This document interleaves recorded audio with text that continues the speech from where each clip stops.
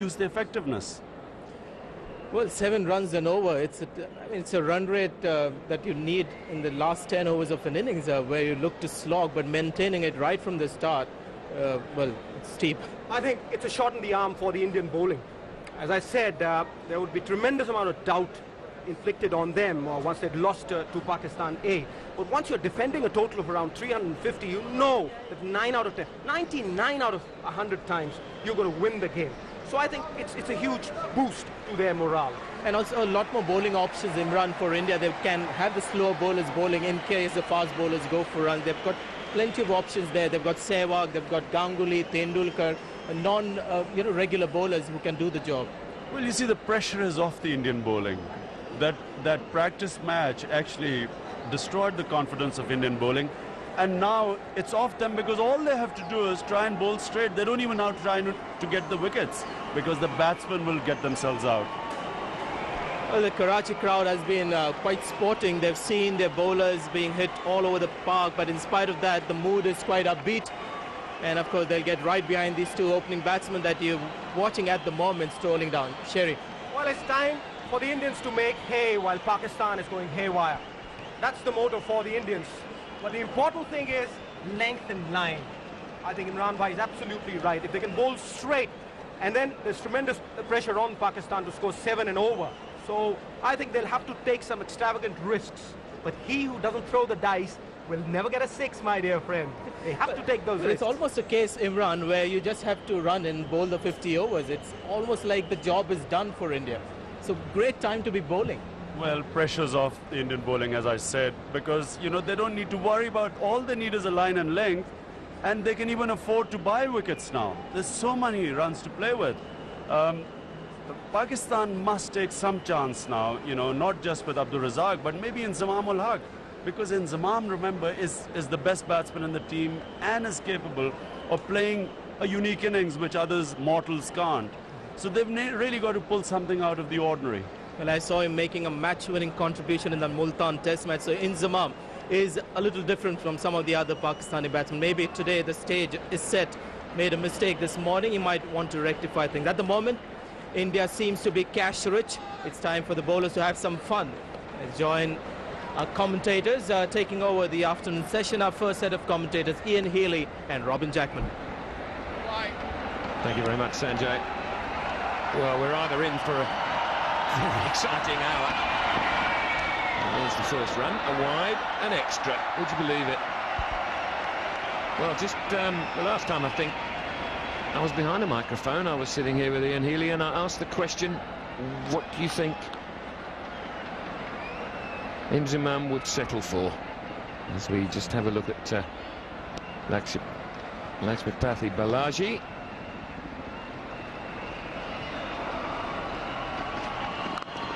That was when the ball was going to all parts, and you said 250. 350, I mean.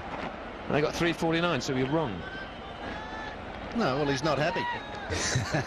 But they pulled it back really nicely. I think Shoaib Malik was the key to that. His 10 overs went for 50, but he dragged them back 79 off the last 10. Now Hamid has the work to do.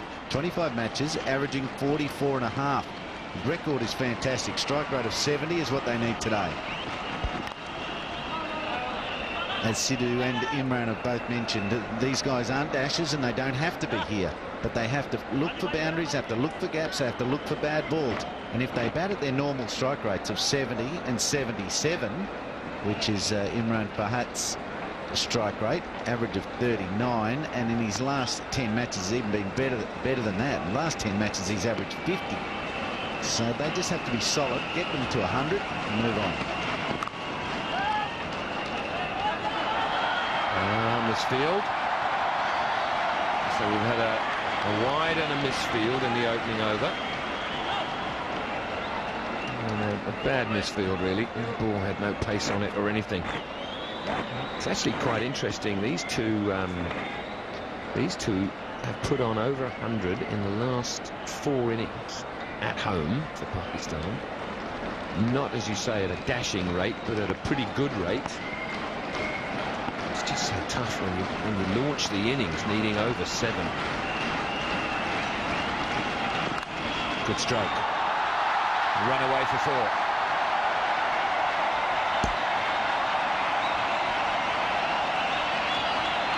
Well, this man's grown up watching Saeed Anwar. That is for sure. The front foot on the move in this shot. Out in front, scooped up and open blade. That is Saeed Anwar. There's no flourish, nothing. Just nice risky little punch, and I've found the boundary first go.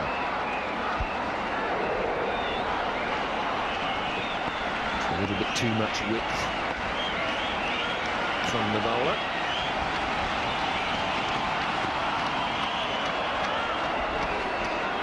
The leave. It's got a rare stroke, particularly today. Brought a bit of a change straight away. There's only one slip up near the wicket keeper, and they brought a short man in at point. Square point, just in case he gets out in front a little too much and spoons it in the air for a period of 10 metres. Just to the right of screen, you can see the man just off the other wicket block, looking for a catch.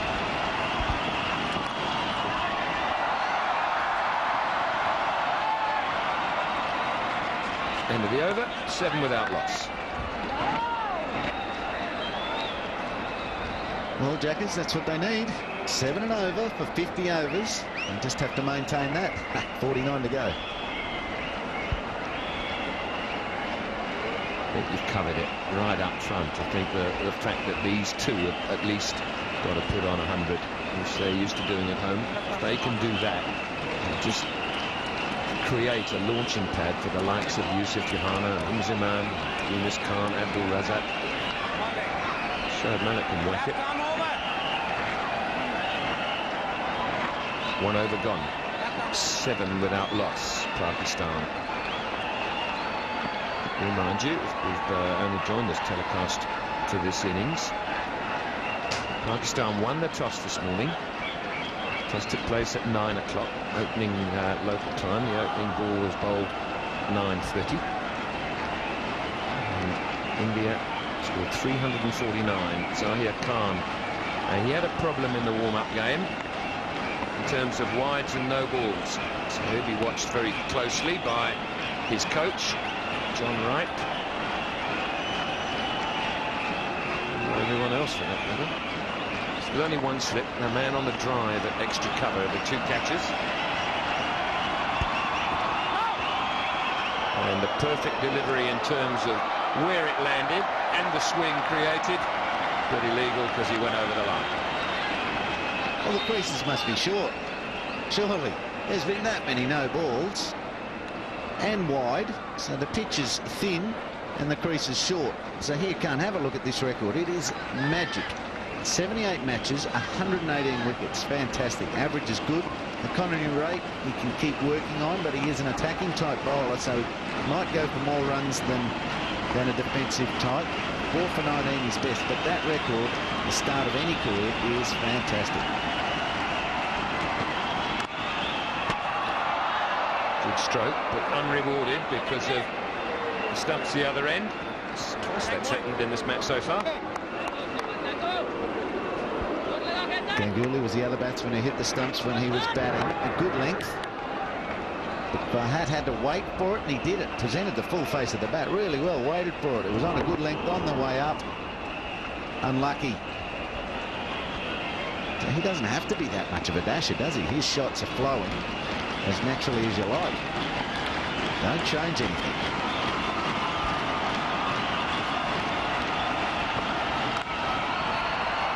Straight to backward point.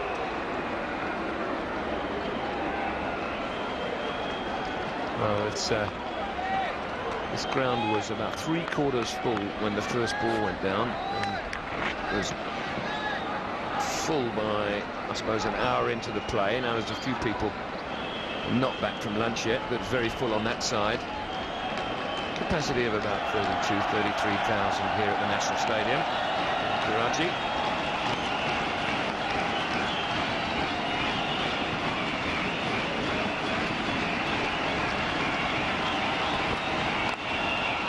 That'll go for 4, I think. It's a long chase for fine leg, who was reasonably square but not square enough for that stroke anyway. I'm looking forward to seeing what line this ball was pitched. Pretty sure it'll be middle and off. into the left-hander, who stands his ground and flips. Wristy flick. Square leg. Watch those wrists work. There they go. Brilliant stuff. Zahir Khan quite entitled to think that a full defence could have been on the cards, but no, it's 4 behind square.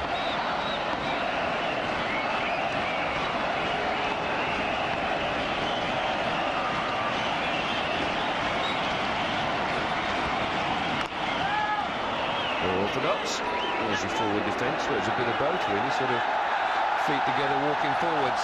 That's possible. And Zahir Khan had a really good look too, didn't he? He said, well, where did that one come from? I bowled the exact same ball last ball. I went for 4, and now you're deciding to play me defensively. He has a good look at him.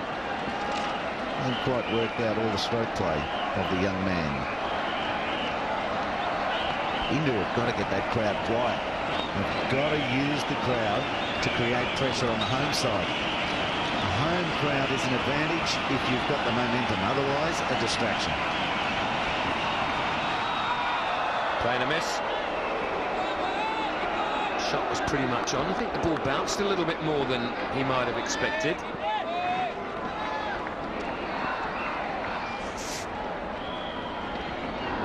Shot was on. You see the seam stop spinning when it hit the pitch. Sort of skidded through the new ball and just went away.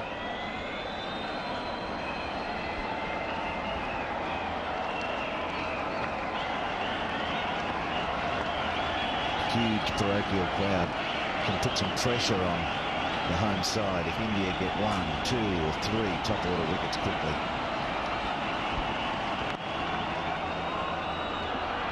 .13 for no wicket.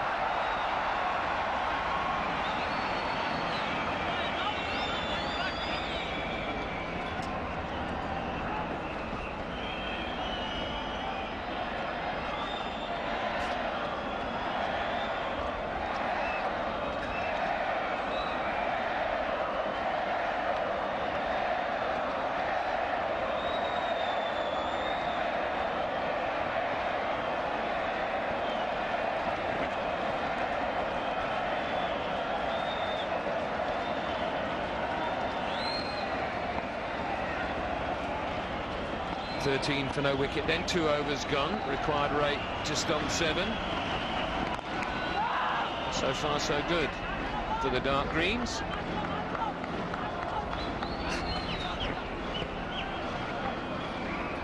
Lion's share of the strike to Fahad.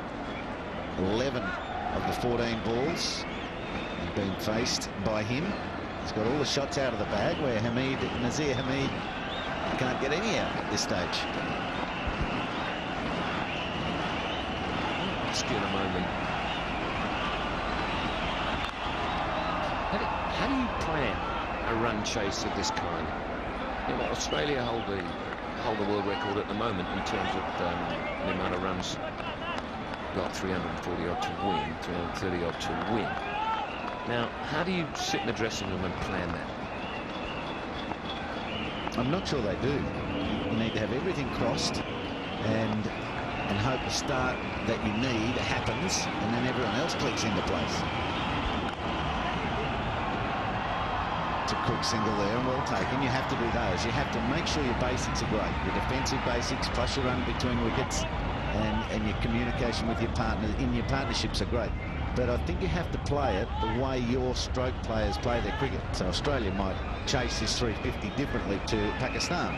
These guys might get themselves to 100 off 15, whereas Australia might look to blast out of the box with Gilchrist and Hayden a little differently. They might try to decimate the total like India did this morning. Outside edge, down to third man, should only be 1, and is. There's an incredible amount of thinking on your feet that has to be done all through the 50 overs by India and by Pakistan. Pakistan will just have to play it by ear. You hope everything goes the way you plan. If it doesn't, you have to change, and the next player has a responsibility to take up the challenge. None of them try to make mistakes, but the pressure and quality bowling can create that. India as well got to think on their feet. They can't bowl too many indisciplined wides and no balls like Pakistan did. Slow balls, Yorkers, they all have to be good. Play and a miss. seen a lot of those today. We saw them early on, strangely enough, with Shoaib Akhtar getting some exaggerated swing, and Seawag in particular wafting away, missing the ball by quite a lot. He didn't miss that by so much.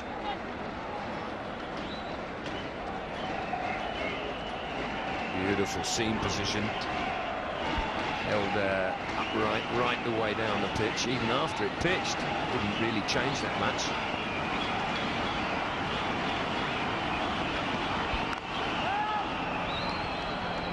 Good over. 15 without loss.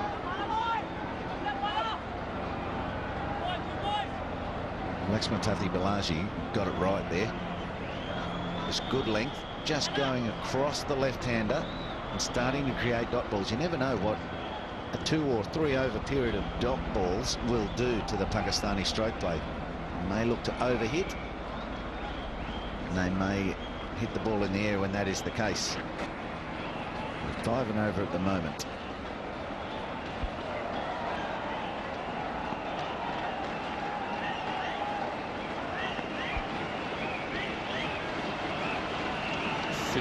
For no wicket. 3 overs gone. That's good fielding. It just built up a little bit of pressure just with 1 good over. And another over like that. And then you wonder whether one of these batsmen is going to say, right, I need to improvise now, or whether they're going to back through it. Good fielding this. The catching point is in place for the right-hander too, and it's already worked. They've worked out the second slip isn't as important as closing that gap at point, and he's done it very well, the skipper.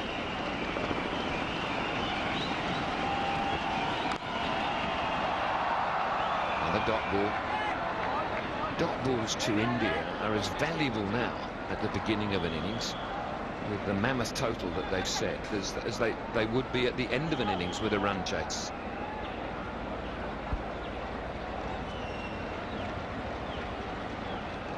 We'll work out between us, Jackers, what is a good length on this wicket. Generally, you want to bowl top of off, don't you? You'll hit the top of the stumps. We'll try to deduct from Hawkeye where they've been pitching the ball as to what is a good length here at the National Stadium today.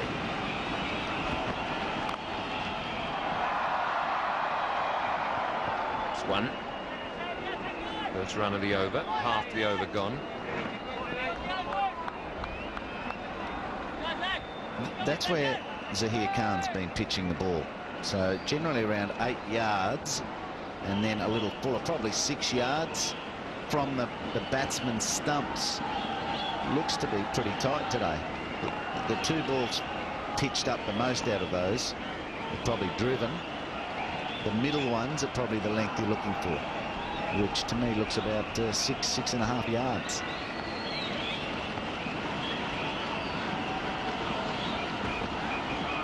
Beautifully bowled. A little bit of movement, a little bit of swing, and pitched on and around, I would say, the 6 to 7 yard area. The one thing that's so important is that you cannot afford to bowl any width. This is spot on. Seam upright, moves away from the left-hander slightly. The batsman playing with his feet together, which indicates that it wasn't full enough to get a big stride in. Just short of 8 yards from the batsman's stumps, not his crease, but the batsman's stumps. 8 yards, and he was on the back, sort of back foot. He can be touched fuller than that. Well, that might just be too full. The line didn't help either. It was more middle and leg. They're going to get 3 here. Good fielding initially, but the ball got away from the fielder, which afforded the extra run because he had to get up and run after it. And this one almost feels like a half volley to the batsman. It's only going to get up halfway to the stumps. We'll look and we'll try to find the length of it. We saw just short of 8 yards was a little too short because it beat the outside edge, and that one probably 5 or 6 yards. Felt a little too full, so 6.5, 7 yards is what we're looking to bowl, line and length, or the length, line tight on off stump. Good running if he gets in. Talk about margin for error. Blimey, he'd be a bowler. 4 overs gone, 20 without loss.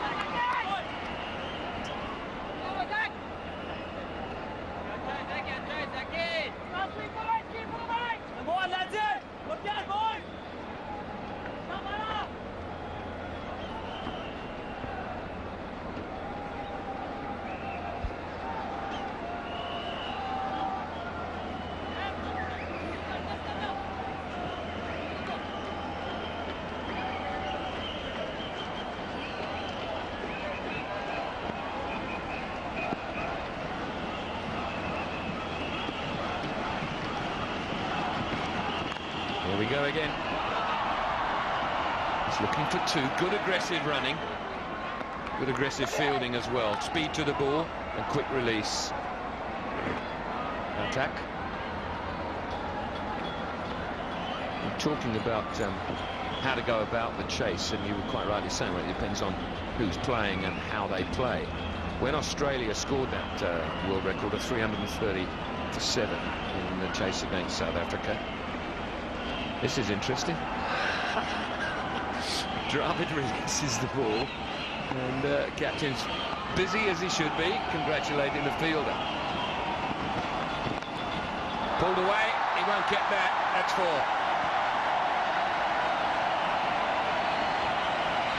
Power plus, just on the hit, on the front hit. Another shot that Saeed Anwar perfected in his day. Quite often you had to put a man back there for this. Right from the word go in a one-day innings, fine leg up and backward square back. It looks like for Farhat, it's the same. Brilliant shot. Balaji not too far wrong, but gets punished.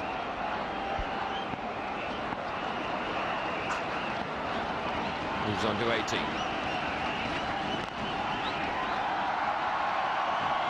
That's 19, and that's how it'll stay. Yeah, Australia went about that total, Ian, with Gilchrist getting 52 from 34, so pretty much straight out the blocks and blasting. Supported by Hayden, 35 from 29. Then Ponting played an innings of 92 from 107 balls, so an innings a bit like Rahul Dravid's today. And Lehmann 91 and 94. So if you get 4 guys who score at something like that rate, it suddenly makes it so much easier. He's whipped away pretty much off middle. And these two Pakistani openers, Hamid and Farhat, regularly bat at 70, 77, so they don't get out of the block. So you don't want, if they're going to bat normally and maybe a touch above normal, then the real explosion might have to come a little later on. And Sanjay and the boys talked about maybe Razak can come in when the opening stand has been developed. They lose a wicket, maybe Razak has a job to do in the middle. He strikes at 110 in his career.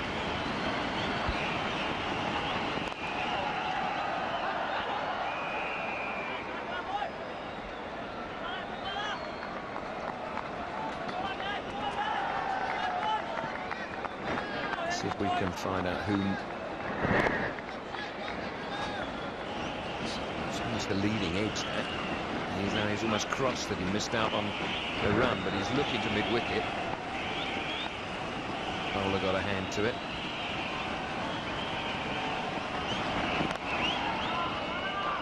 Good over. 5 gone, 27, and no wicket.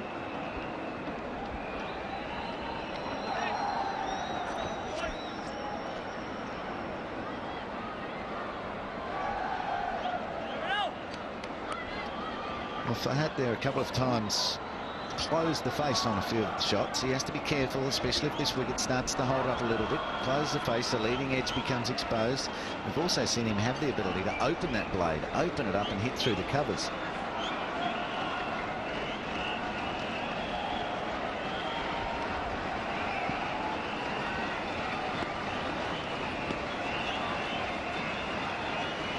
And the next man in, Imana. In Inzamam, as this adds a single to the score.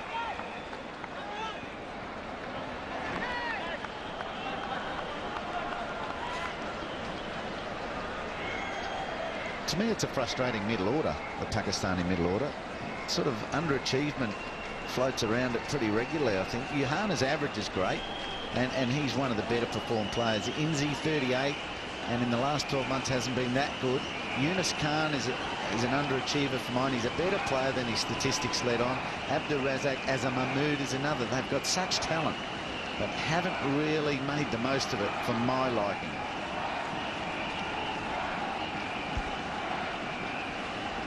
Long conversation now between captain and bowler.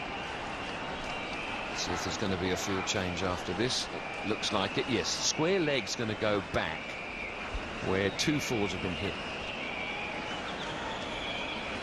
already by Farhat, and the fine leg's coming up. Sensible. Oh, definitely the way I've seen him play. Square on the offside, down to mid-on, and square on the leg side behind square. Just as we said, we used to do for Said Amai.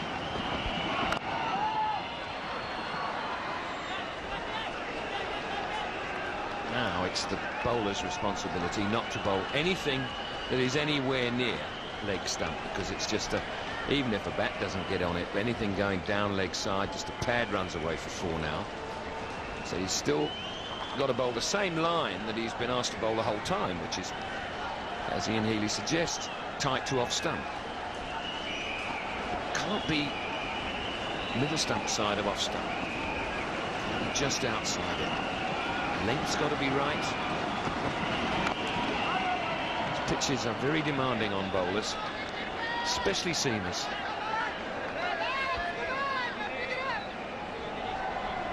That last ball was perfect. Just cramped him, didn't give him the length. As I said, his feet could go nowhere, not committed back or forward, cramped the cut shot, and they've got the extra man, who is Mohammad Kaif now, in that cover field. The 2 catches that they have to have, one is in slip and one is at leg slip. So there's danger if you get on middle stump, as Robin mentioned. Stay outside off now. Bowled. Very good over this so far.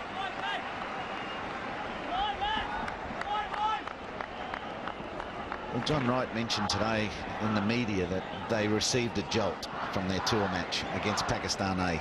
They couldn't defend 335. They didn't defend it by 4 overs as well. So that computer's had a workout to see why it went so wrong in a warm-up match. But now they've given themselves another chance to do it. 350, what a great total. The bowlers just have to improve a bit, and they're home. Beautiful timing and placement, run away for 4. What an excellent stroke. Oh, delayed the stroke almost in order to get it through that gap. Fantastic. There was only a little gap to get through. This will show it beautifully. Good length. The front foot was still on the move. Diving left, diving right. Sorry, 4. The bowler did nothing wrong. It was just classic stroke play.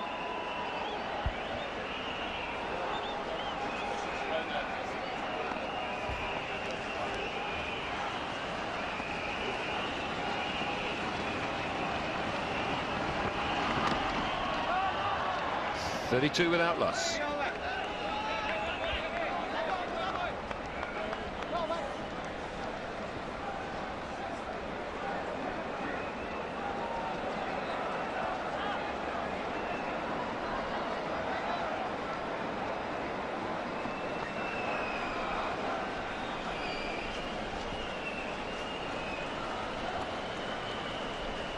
Very quiet crowd at the moment. I think they fear the worst.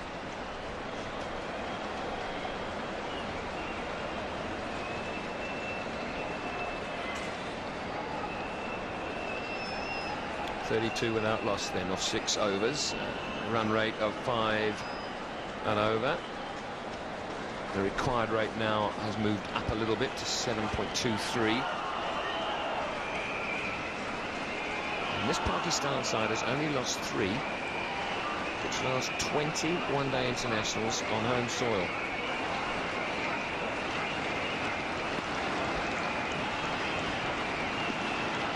It was when they were 2-0 up against South Africa in a 5-match series and lost the next 3. And not long ago, just at the end of last year.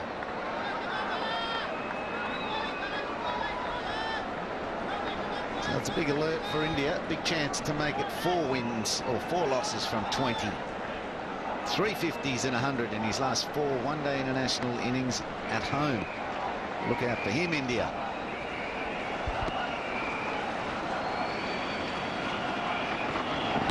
Bowled in, middle stump, out of the ground, or is it the off? It's the off. Little bit of movement and a wicket well deserved from some tight bowling by Balaji. Balaji and Khan have settled on some tight offside lines. Balaji's been taking it away from the right-hander, away. Watch this one dart back in. The right-hander leans all over it. Doesn't see it coming. in-swinger takes off stump, out of action. Balaji takes a huge wicket. The quietness of a crowd. 1 for 32.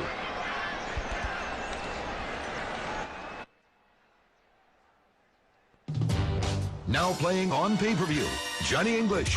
Everything in order, England.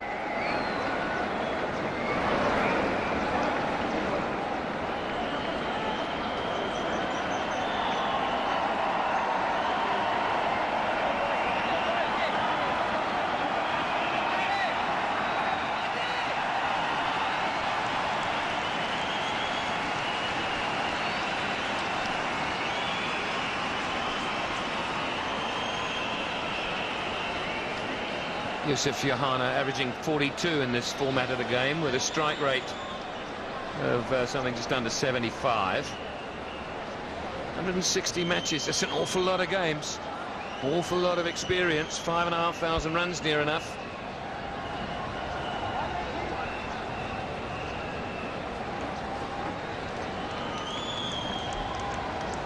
Very simple action. Stands the seam up very well. Lakshmipati Balaji. That time Hamid looking for the outswing, and one that goes to the right of screen and it goes to the left, hits the back thigh and onto the off stump. Back live.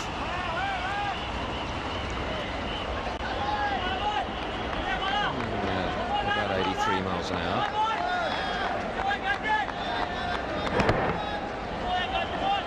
It's a lovely sight for a quick bowler when the stump flies out of the ground. All curators must be told to water the stump holes. Oh, also gave him out. That's the new thing.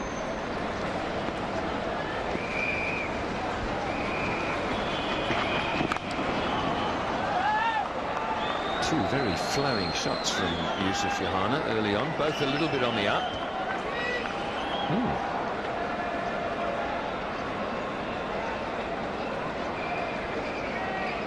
He's another batsman striking at about 74 runs per 100 balls, so he's not going to come out of the blocks like a Gilchrist.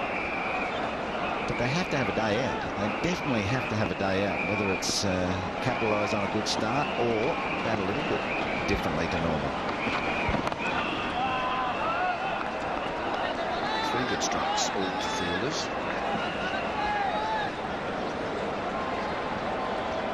And one more ball. It's runless, will be the first maiden over of the match. A wicket maiden at that.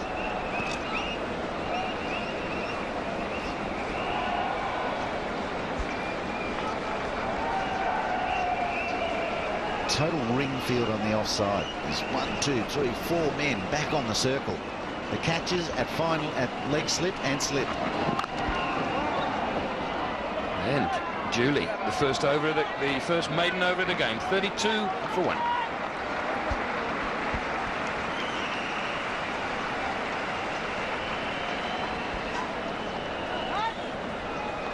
The Pakistanis are finding it difficult to pierce any field. India have the advantage of knowing how many runs they've got on the board, and they can set the offside field deep.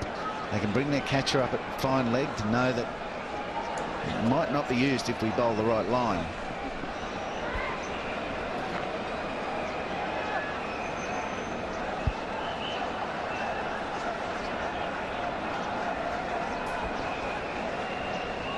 Seven overs gone in the second innings, and the 7th of this innings was the first maiden of the day by Balaji from India. Zahir Khan continuing to the left-handed fast. Quick single, and why wouldn't it be quick? Because the fielder, I think Sachin Tendulkar, is very deep there at mid-on. Let's see the over of Balaji, the ball just darting to the right of the seam, onto the back leg and onto off stump. And it followed up some great deliveries, which were outside off. Nice tight line on and outside off stump. And the wicket ball which darted back. You can see why the right-hander was looking to force through the offside and walk towards the expected line of the ball. And Balaji, in his first attempt at the off-cutter, gets it right, and that's why he was so delighted. Robin Jackman has left the commentary box. I'm about to leave after this over. Sanjay, how are you feeling? The Indians are going pretty well. The best time to be a bowler, Ian. Your batting team has got 350 on the board.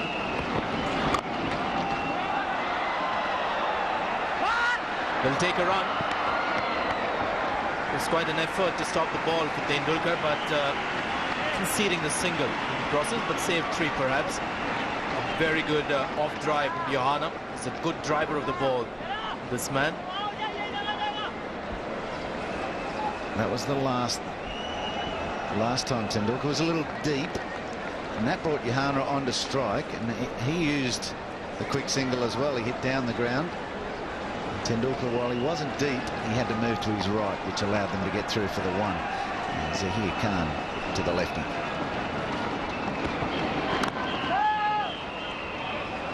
They've certainly settled very well, haven't they? They've run between wickets well, and now they're finding their length to go with a tight offside line. This was the single conceded by Tendulkar. It was a typical Tendulkar dive to his right. He never looks his spot when he's diving around.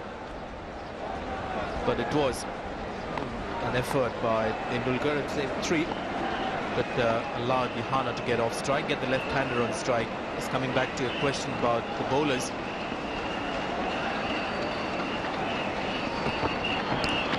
Edge gone. Carrying just enough for Rahul Dravid to take a low catch. Give me some more time, I'll rave even more about the Indian bowlers.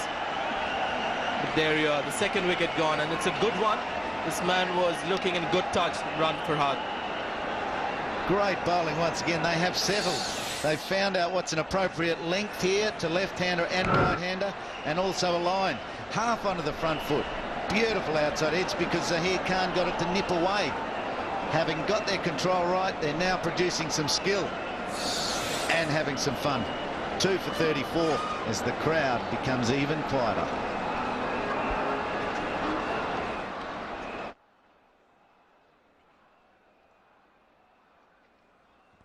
You want to know the secret to winning? Rig the game.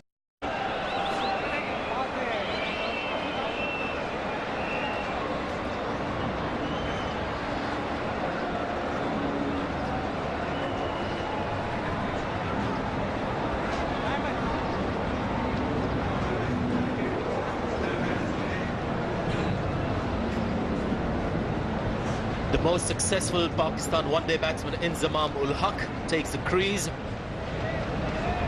And Imran Khan at the start of the second innings said if miracles have to happen, it's Inzamam ul Haq will have to create that. He is the man with the ability. As we see another Pakistani batsman trying to play through the line, not getting to the pitch. It's modern-day cricket where a lot of batsmen are looking to get on the front foot, even to short of length deliveries, looking to hit through the line, and there's a certain movement off the pitch which at the moment is there for the hard new ball. They found themselves in trouble. This time it's Farhad, the left-hander. Hear the sound there, an outside edge, just hitting the ball on the move. He wasn't balanced or stable and nicked it. He's watched where it goes and looked for the dreaded finger to go up. And Zahir Khan doesn't even look back towards the umpire. Normally they have to look back. It'll be interesting to see what the ICC referee does about that. He has to ask the question and look back, but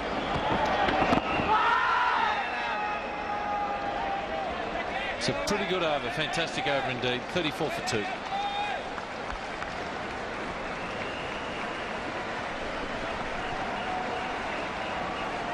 Well, Inzamam ul Haq has to stand up here now. It's pretty important that he makes a real big score here. They've both missed out. They've won the toss, sent India in, and now they're under the pump. 34 for 2 after just 8.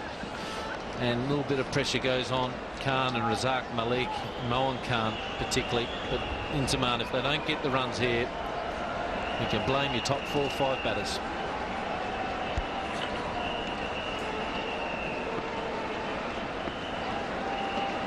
The bowlers responding. Yuvraj Singh, the left-hander, does well. Goes to his wrong side to save the runs. You're just hitting through the line. Do you know, it looks good when it comes off well, when the ball doesn't do much. Look at this length. Shorter playing batsman looking to get onto the front foot, looking to hit through the line. That just came back in, created that gate for the ball to sneak through. But hitting the ball on the run, that's the point. They haven't got the feet in place. And there's the next one still moving. Look, they've got to have quicker feet. Be a bit more, and again, the front foot's getting in the way again. Notice the Indian batsmen, particularly early in their innings, they're clearing their front foot and getting their hands at the ball. But their feet were balanced. They weren't hitting the ball on the run. Because the Pakistani batsmen have been on the run a bit. Look, it'll be a monumental task to get close to these runs, 349. But for their own psychological point of view, they've got to get 300 or 290 around there. So it's important for them to keep fighting and making sure they punch out a real good score. Don't capitulate under pressure and be bowled out for 210 or something. Not that it's a long way away, I know. But look at the line of length. The other things, I have no hassles at all if I was Inzamam to send India in. I had no hassles with that. I thought we might swing around and nip around a bit. But the first 5 overs, they bowled the ball all over the shop. It was just bad discipline, whether it was nerves or whatever. That can happen, obviously. But so many wides, so many no balls, guys getting caught on no balls. You know, so many boundaries. It was just, you know, just poor discipline.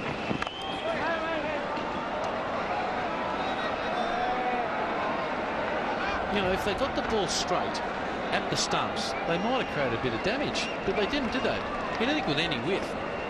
Seawag and Tendulkar and co were just smashing the ball all over the place. Well, how many balls of width have you seen today already in the first 8 overs of the Indians? And a good discipline effort, really has, compared to their last game a couple of days ago, where it was pretty poor.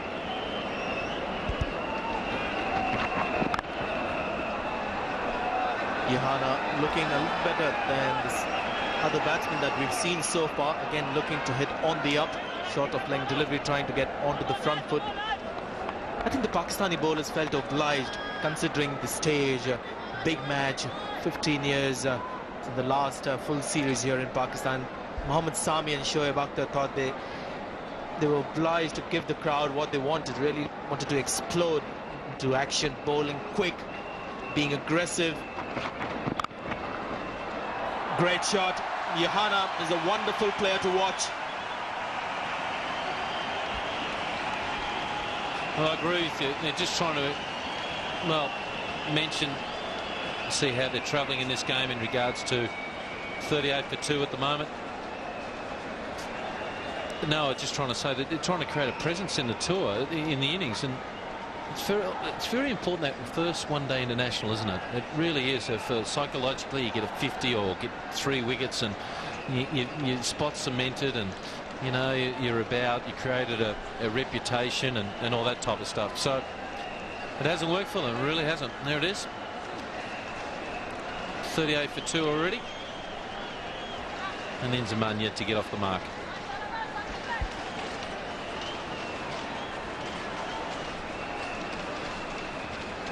It's been a dream match so far for the Indians, putting up 349 on the board. Inzamam gets off the mark. Zair Khan not looking to bowl as quick as maybe Sami and Akhtar were trying, and he's not really in that same league when it comes to speed. But you can see he's very close to the stumps, and not too many of those high balls that we saw from the Samis and Akhtars. This is, of course, he's bowling to the left-handers and right-handers. You see very distinct separation there with the line. You can see he's much more disciplined. That gives you a very good idea when you make a comparison with Pakistani fast bowlers, especially the high bounce deliveries. They did it far too much, I thought. Yeah, not too many balls would hit the stumps. That was the major problem. And again, even though Zahir has bowled pretty well here, only 3 of his deliveries, of his 25 deliveries, would have hit the stumps.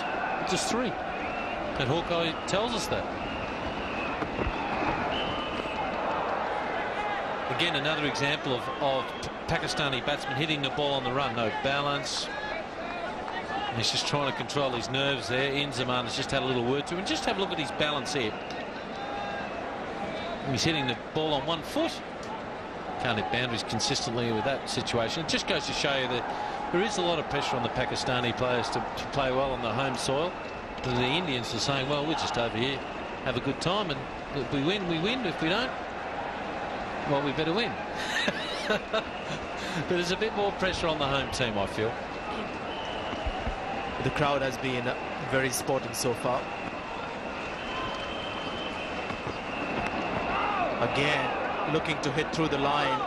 Very distinct difference in the approach of the batsmen when you compare them with the Indian batsmen. They're missing out on a lot of deliveries which they can afford to get onto the back foot and create run scoring opportunities. Yohana, Yasir Hamid, to an extent Farhad Imran as well, looking to get onto the front foot to short of length deliveries as well. As a result, the range of shot making curtailed because they're not looking to stay on the back foot, play the dab to third man, a glide down the leg side, a square cut, the width of the hips. Those shots are not coming in the equation at all because there's so much emphasis to get down the pitch. More like that, whip off the hips, a single to get off strike. Well, to get these runs, they're going to have to run well between wickets, these two. It's been a major problem. And let's have a look at this for a red alert. Yusuf Yohana has been run out 24 times in ODIs. And he's running with a guy called Inzamam ul Haq, who runs people out for a profession. He is very, very slow between the wickets, and these two are going to have to stand up if they're going to make a lot of runs here. These two are going to not only hit boundaries but also have to run a lot of ones and twos. Lindsay doesn't like running normally. Well, Dino, I'm not sure that was a very accurate description there. Runs people out, profession. I think he also runs himself out on many occasions. And of course we have a graphic that will also tell you how many times he's been run out. 37 times, but it doesn't tell you how many times he's got others run out. I have a feeling he runs himself out more than he gets other people out. Well, I'll give you a good stat. There was I think Steve Waugh was involved in 75 run-outs where he's run out partner 54 times and himself only 21. So they know who to look after. Another good over, 40 for 2. There is nothing worse than running between wickets with guys who you really struggle with. I for myself, for example, really struggled with Mark Waugh. Mark Waugh obviously hit the ball in the middle, and even though he didn't know where it was going, if he hit the ball in the middle of the bat, he's running. And you'll always have to be wary of guys who do that. And Mark Waugh was shocking running between the wickets, I found. But anyway, look at the difference there. Pakistan 40 for 2 and India 90 for 1 after just 10 overs.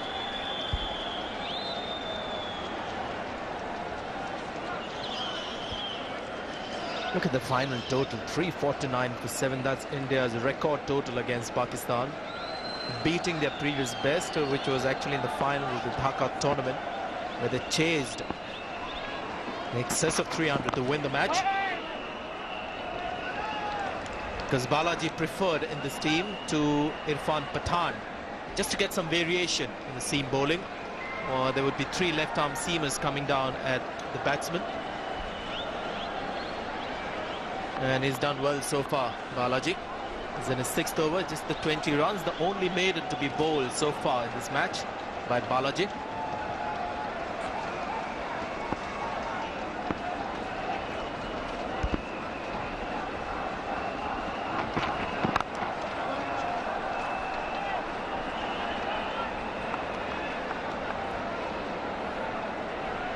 Let's have a look at Inzamam ul Haq at the bowler's end and see how much he backs up. Here he is. Ah, that's pretty good. That's pretty good. A lot of batsmen of today still don't realise when they're legally allowed to leave out of the crease. It's when the bowler puts his back foot down in his delivery stride. One more down there. So many batsmen of today think it's when the bowler releases the ball. No, it isn't. It's when the bowler is in delivery stride. When his right foot, when his back foot lands on the crease, that's when you're allowed to leave. Okay, thank you. Yeah, it's written in the laws of the game. And yet, so many batsmen around the world in international cricket still don't know that law.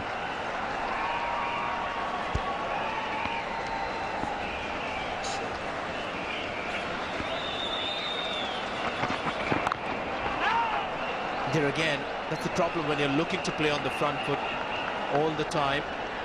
It's a natural inclination when you see a pitch like this and at a friendly pace. You're looking to get onto the front foot into short deliveries.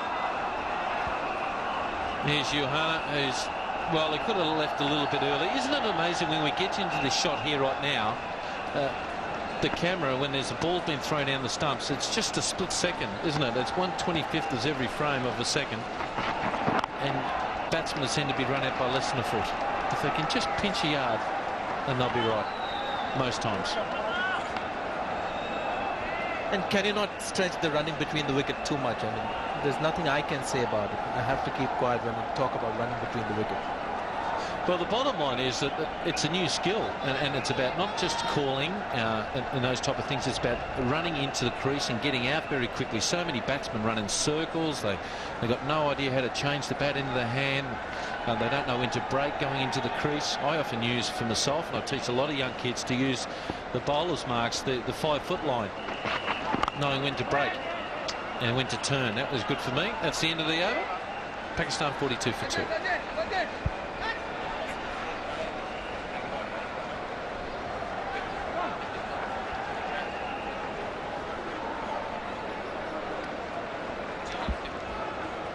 Another good over there. Fantastic. Just 2 off there for Balaji. Bowling to a 7-2 offside field, and the silence here at the National Stadium in Karachi is deafening. It's amazing. I always love batting in silence. A lot of batsmen do. But the silence here in Karachi is deafening because India are on top.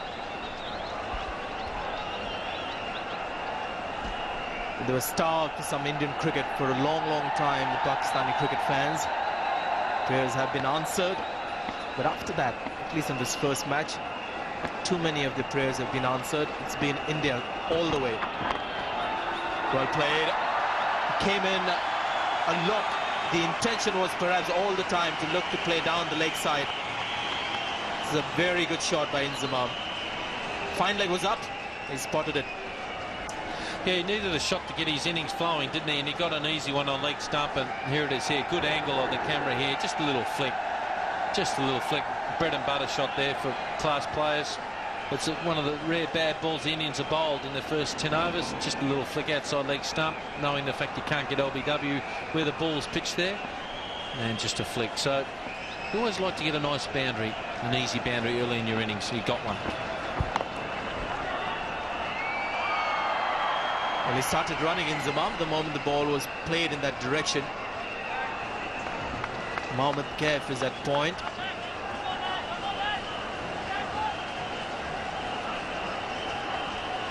And Yuvraj Singh is at backward point. 2 of India's best fielders fielding in that area. I just wonder if there was a dead stop, whether that would have created some confusion. Well, it was Johanna's call, and he went straight away, didn't he? Whether he called it or not, I don't know. Went behind point, so it's the non-striker's call most times, but you don't know with some of these guys.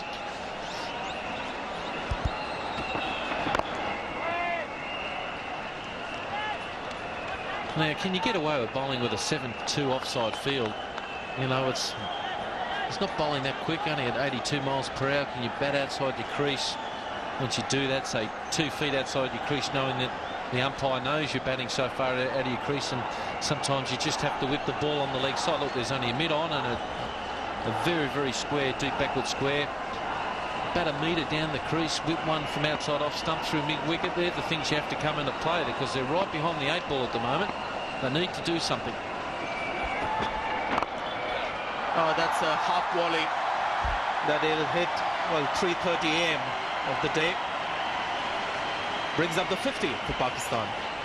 Well, you can bat like that and get an easy one on your legs. That's bread and butter, isn't it? That had nuts and topping on it. Just absolute juicy, this one. Any player playing this level should get them away.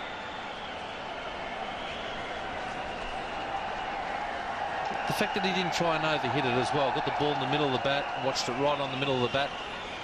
I suppose one thing that maybe Zaire Khan is not quite in the form yet to bowl 6 balls on off stump, knowing the fact that he might bowl a stray one, and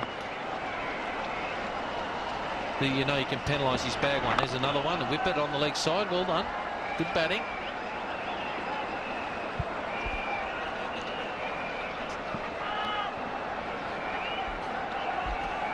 Well, Murali Karthik is the genuine spinner in the side for India.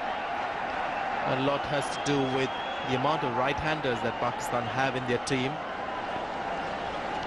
There was a case for Ramesh Pawar, who's the off-spinning batting all-rounder in the Indian team, but Murali Karthik has been preferred because of such a heavy presence of right-handers in the Pakistan batting lineup.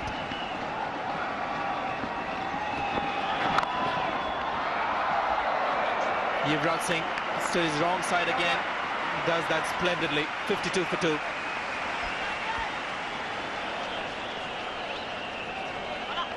A good over there for the Pakistanis. They got 10 off that over, and exactly that's a few overs there, the type of overs they need to get their teeth into this innings. So again, it will be a monumental task to get this score 349, but they've got to really put up a good show and make a really big total here.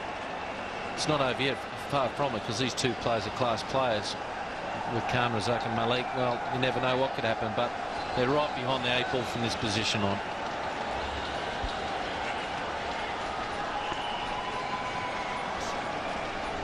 A wicket each to Balaji and Zahir Khan. They just look to bowl a good line and length, because they're bowling at a time when the tension is away. Not quite the same as it was in the first half an hour of the day's play. The very strong cordon in that square region on the offside. Narrowest of gaps that he'll have to pick.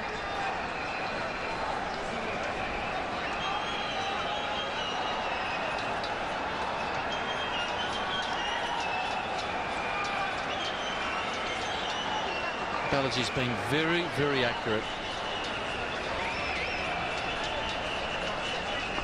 Balaji really has his work well, line and length. Yeah, at the time, just feeling he's getting it. And drops. Did it carry? Well, there was a great effort. He's not happy. I thought he just got a hand on it before it hit the ground. I'm a little surprised that it's fallen short of Yuvraj Singh, because he's one fielder at point who really likes to come in. And it seemed like he had given everything, but no timing at all. And dies on Yuvraj Singh. Actually got his fingers underneath the ball. He's got this unique way of diving, Yuvraj Singh. Doesn't cover too much distance in the front. He sort of dives into the ground more than just diving forward. It's a very unique style of diving of Yuvraj Singh. Follows it up with 4. How would the bowler be feeling? Well, that rubs salt into the wound, doesn't it? Very, very good shot. Third boundary to Yusuf Yohana. And I was just saying before, he's just getting a little bit predictable, I thought. Now he's line of length, a little bit of width, and just goes past Yuvraj. Just saying he should have caught it. And again, maybe that dive, he could have covered more ground. It's exactly what you're saying, Sanjay. But a little bit difficult. He hit it right in the middle.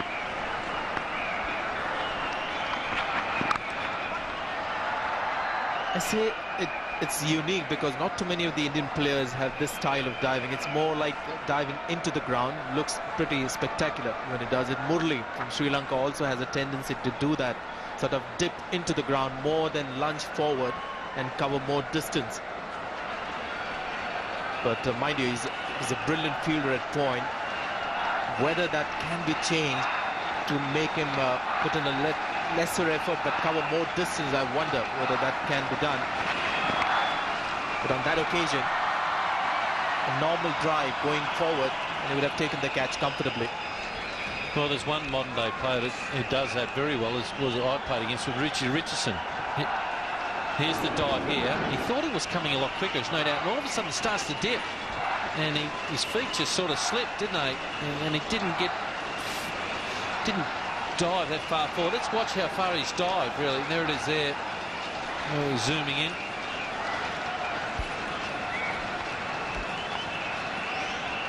Yeah, just carrying to Yuvraj Singh.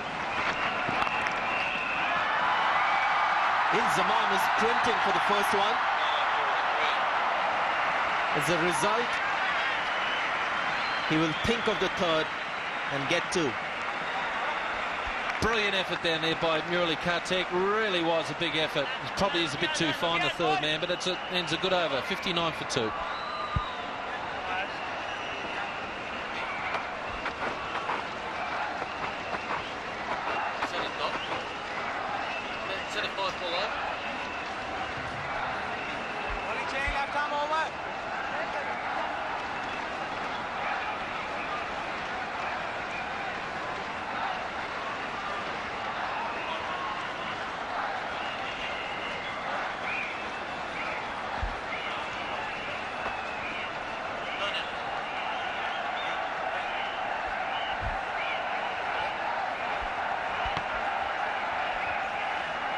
Is gone.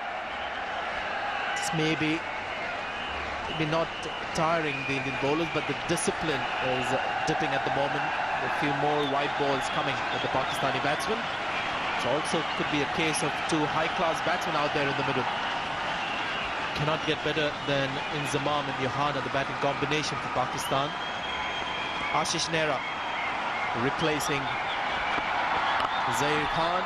Huge gap on the leg side. And he's picked that one up with good use of the wrist. Couple of runs to take Pakistan further. And how far would they go in the next half an hour? To tell you all about that, it's going to be Ramiz Raja and Ian Chappell.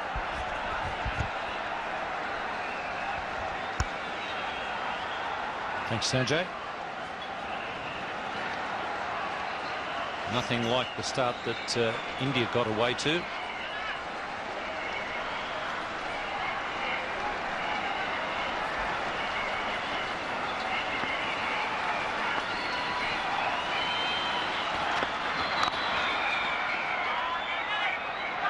Johanna is looking to drive on the up, and although this track is still good for batting, he needs to get to the pitch a little bit more regularly. Also, he's hitting the ball a little too hard. Not looking to maneuver it for 1 or 2 to release the pressure.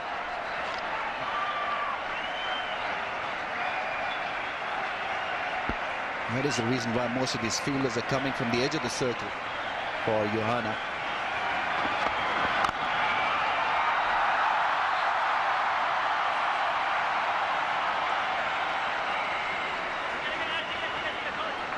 Good example there of what Ramiz was talking about.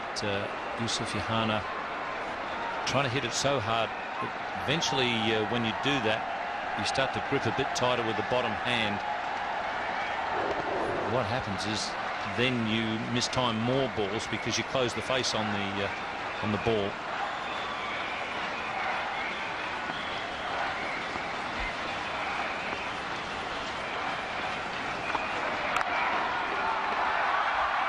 That occasion he does wait and guides it nicely to third man.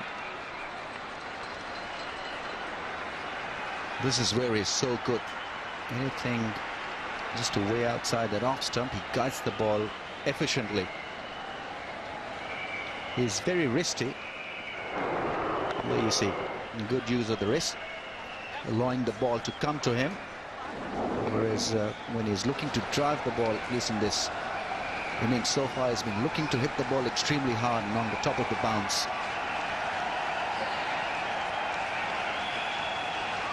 Strike rate good, up in the 80s. 79.3.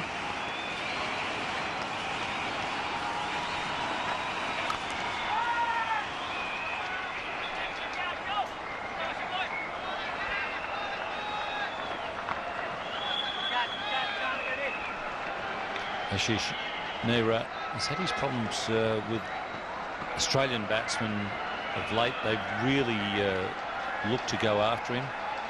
Did it in the World Cup final. Did it again when he came back into the side in that TVS Cup. And he's perhaps learned a bit from that experience. That's beautifully bowled. 65 for 2. Johanna still not at ease. Probably thinking about that huge total in his mind. And that can have a negative effect on you as a batsman. He's got to relax his nerves and try to play everything on merit.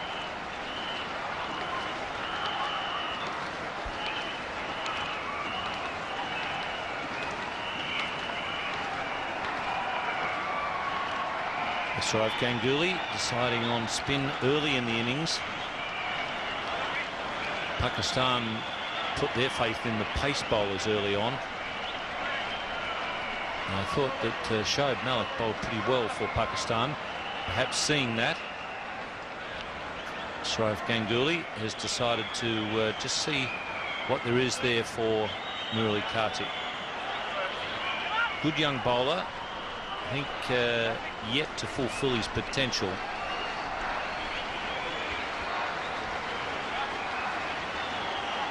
A rare commodity these days, the left-arm spinners. Sourav Ganguly wants the field exactly to be in the right place. Positions being taken by good, smart fielders in the circle. Still would want two at the catching position, and I think that is what the discussion is all about. Looking to gut the field deep on the offside. He's got a slip in place, and he's got a catching field at square drive.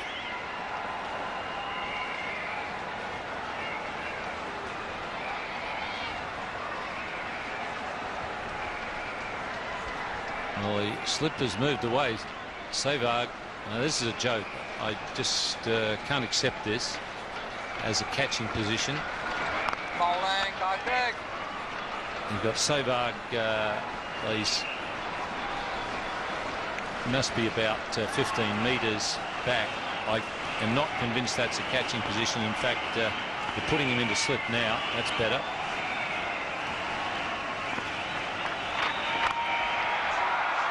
Inzamam loves to use his feet, uses them well for a big man. This could very well turn out to be a good ploy by Sourav Ganguly. He wants another wicket at this stage, so he's luring the batsman into going over the top maybe.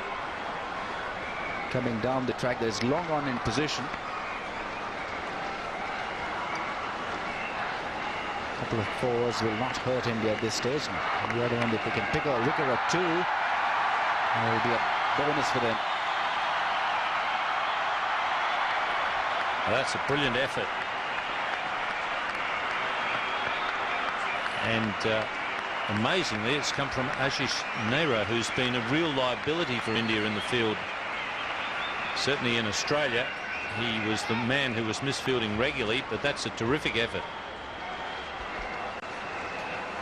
Well, Ian, it becomes a different ball game when you're playing against Pakistan.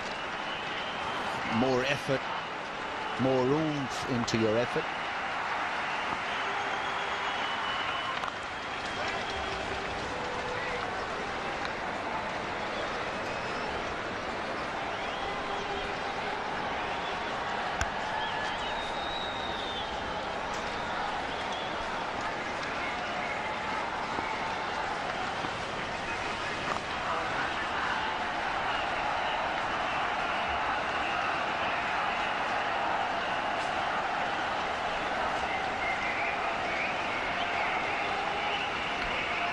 Murali Kartik coming into the breeze.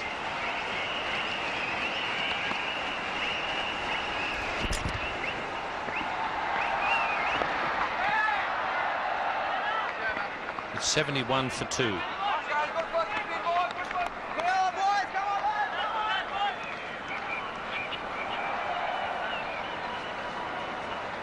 And Zamamul Haq and Yusuf Johanna having a chat. It's pretty much relaxed out there in Zamam. It's good for the team that the captain is relaxed out there. Cool customer in Zamamul Haq. But he must have a lot on his mind. 349 to beat.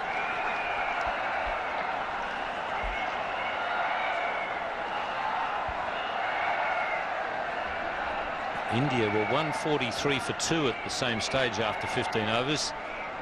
A touch over double what Pakistan are. Pakistan historically have always liked to make steady starts.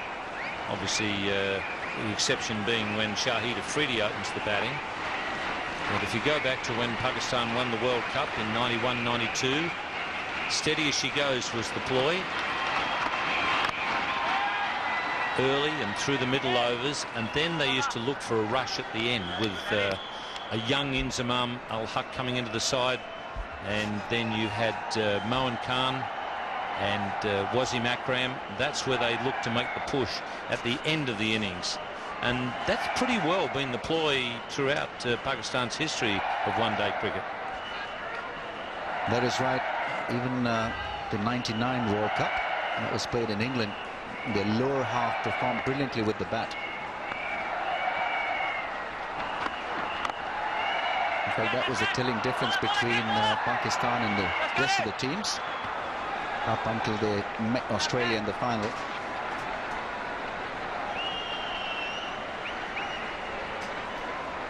The average is 56.36 at home. His overall ODI average is a touch 40, just under 40. Enjoys batting here.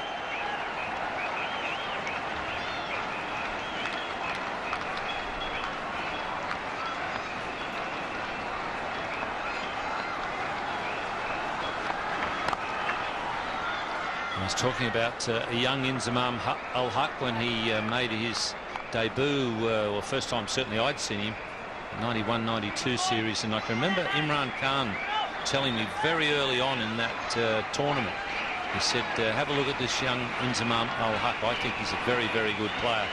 And I don't think I've ever seen Imran so excited when Inzamam got you guys home to victory in Auckland in the semi-final, and it was a terrific knock and an amazingly good knock for a young player.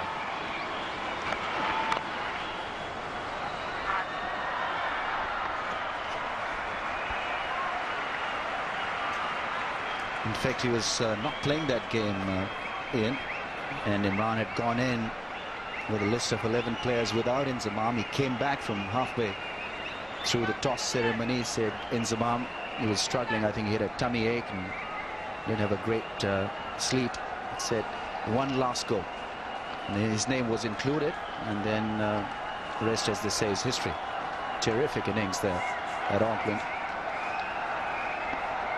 Maximum number of 50s for an ODI player, 800s. Yes, he gets his 50s at a slightly better rate than Sachin Tendulkar. Really is an amazing performance. He just doesn't go on to convert them into hundreds, which I suppose in part can be explained by the fact that he's more of a middle order player, whereas Sachin has made so many of his centuries at the top of the order.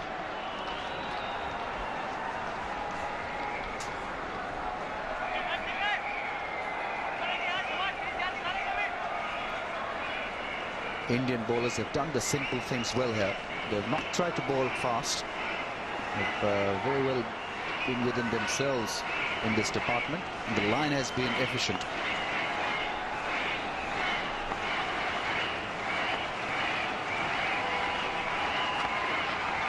That's a good bouncer.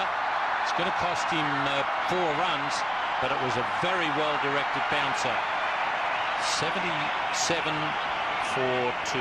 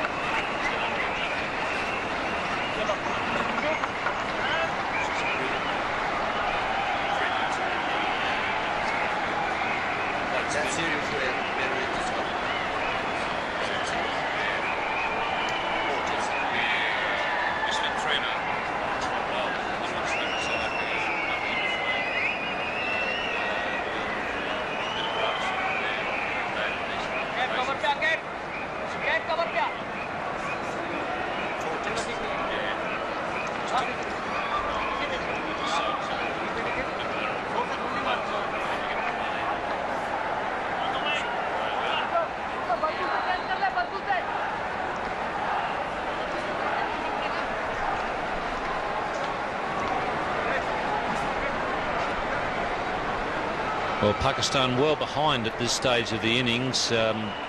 India had an unbelievable first 15. For Pakistan, it was quite a good start, first couple of overs, but then India settled into their work well and eventually picked up a couple of wickets in the 15 overs. Not a great shot from Yasir Hamid, played all over that one. Then a faint edge outside the off stump. Zair Khan delighted with that effort. Came in Yusuf Johanna and he struck the ball well. At times uppishly, that was a fantastic effort by Yuvraj.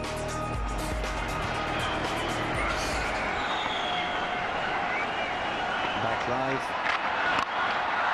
That's a huge, huge six. That's gone out of here. And Zamamul Haq has stroked that one. He's 2 miles away off the boundary rope. Brilliant shot. Well, I saw him hit one in Sharjah that hit the facade right at the top of the stand. Went very close to going out of the stand. And I think that hit has rivaled it. It was a huge one.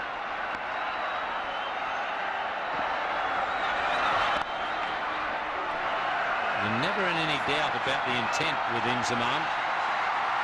He's in trouble here, but good throw. Inzamam a lot slimmer at the moment, and he's really putting in with the running between wickets. Surprisingly, still can run extremely fast. And this one was that monster hit. Went a mile in the air. First ball off after drinks break. And Zaman that masterful shot. This is what he's very good at. Just poking the ball into a gap in the outfield, not hitting it too hard, and picking up twos. And even as a youngster, we were talking about that 91-92 World Cup, even as a young player, he had that ability. It's almost like he was born with it. He could hit the ball very hard, but he also had the intelligence of when to hit the ball hard and when to just stroke it into the gap.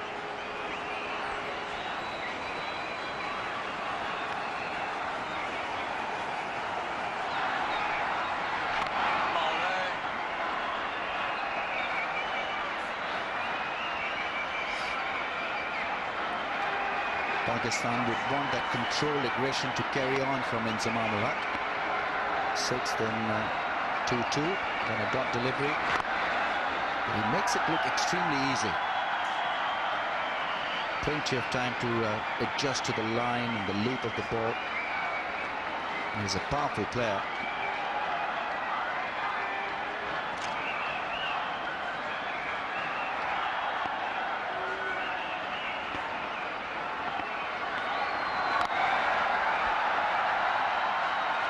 It's a good over for Pakistan, 89 for 2.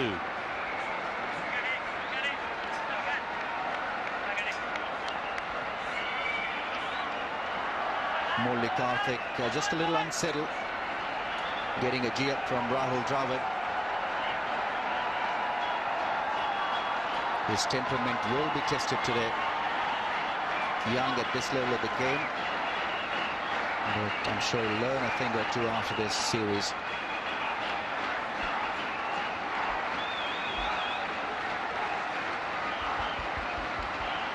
India doing fairly well on a very good pitch, and with Pakistan knowing that they've got to get after the bowling,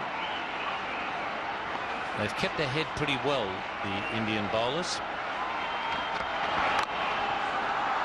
I think perhaps they can thank Australia for that, because they've had a lot of experience recently. They've played Australia quite a few times in the World Cup final. Then they had the TVS series, and then the series, the VB series in Australia. And the Australians have made a point of it, trying to attack the Indian bowling right from the start. And I think having gone through that experience, they're starting to make the adjustments. that bowlers have to make when the batsmen are attacking them.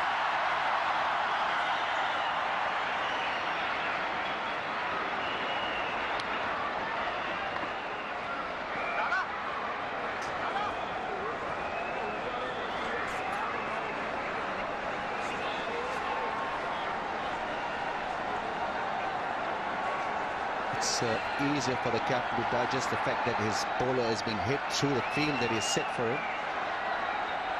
But Pakistan, I thought they bowled all over. It became very difficult for Inzamam really to set a field for them.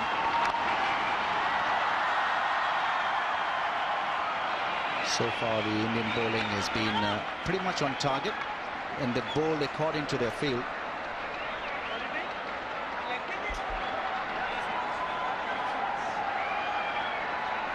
The other thing that India are doing, they're making the Pakistan batsmen work hard for their runs. They're having to run a lot. Inzamam in that last over, even though it was a big over, he had to run really hard for a couple of twos. And eventually that just saps a little bit of energy and can have an effect on the concentration later in the innings. Whereas if you allow the batsmen to just hit easy boundaries, and they really don't have to work hard for the runs. That was the 6. He didn't have to work too hard there, just admire it. But the more that you can make them run and have to run really hard, the greater the chances are that eventually you'll get a wicket. That was Murali Kartik's line and length to Inzamam, not giving him too much width.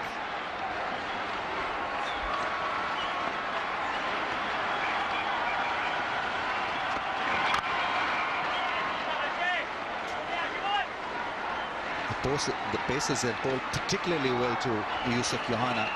He's looking for that booming drive to the offside. Has not been successful entirely.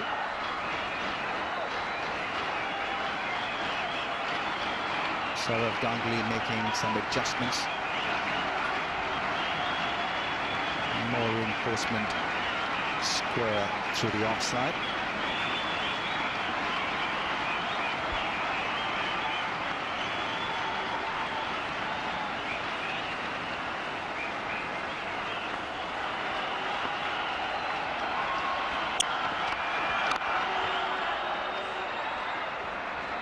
It's 94 for 2.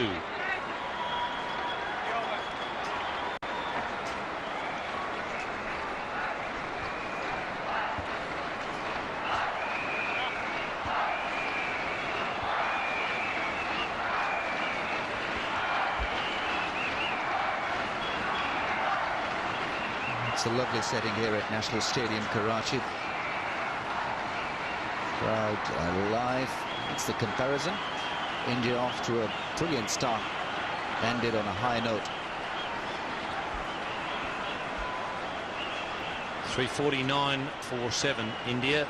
It's going to take a lot of chasing down. It's going to take some spectacular batting all the way through. After 18 overs, in response, Pakistan 94 for 2. Ganguly is going to have a bowl himself. Ganguly at the university end with his medium paces, with Rahul Dravid standing up.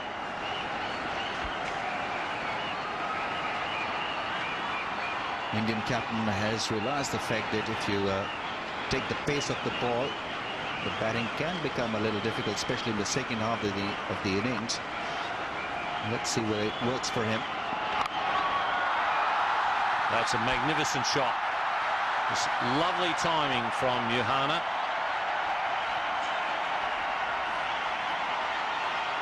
A typical use of Johanna drive inside out.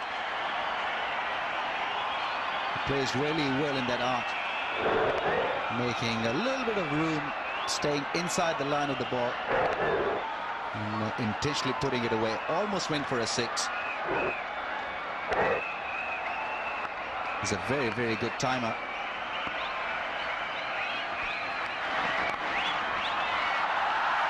Of the use of the wrists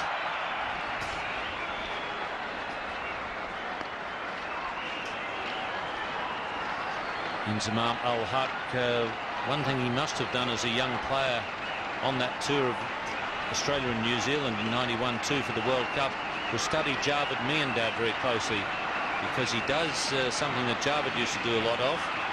When he realises there's just an easy single, he just strolls down the pitch.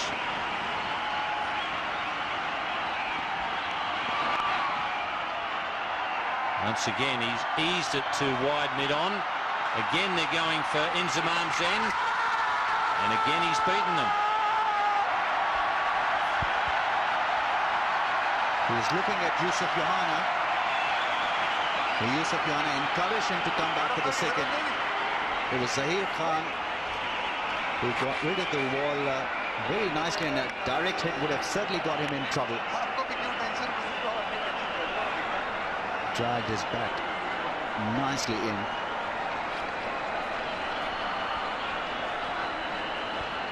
Inzamam being made to switch. Very good running in the air. It was Yohana encouraged him to come back for the second. They threw it Inzamam's end. And just in time.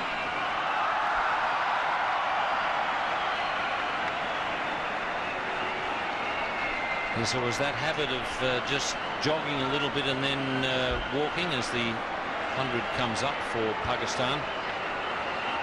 Javed did that annoyed Dennis Lilly so much. Started their problems at the Wacker ground in Perth a few years before that World Cup. I think Arjuna Ranatunga a few years later used the same tactic to annoy the next group of Australians. Again he goes over cover, way over cover. The pace is just about perfect for Yusuf Yohana. What a good shot. Came at the middle of the bat. Mid-off is up, so he's encouraged to go over the top. Hardly any risk involved. Beautiful cricketing shot. A little bit of width and great timing once again from Yohana.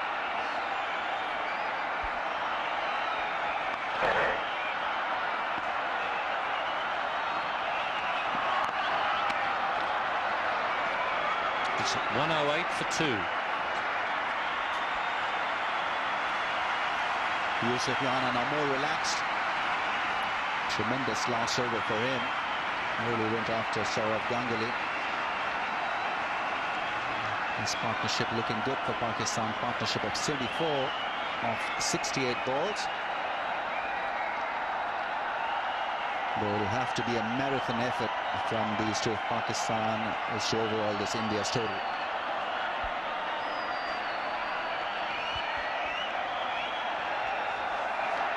Good contest here. It's favoured the batsman on a very good pitch. India at the moment having the better of the contest. Well fielded Yuvraj Singh, who saves many runs in that point area. Yes, he anticipates the ball really well, Yuvraj Singh. Very loose and relaxed at that important position.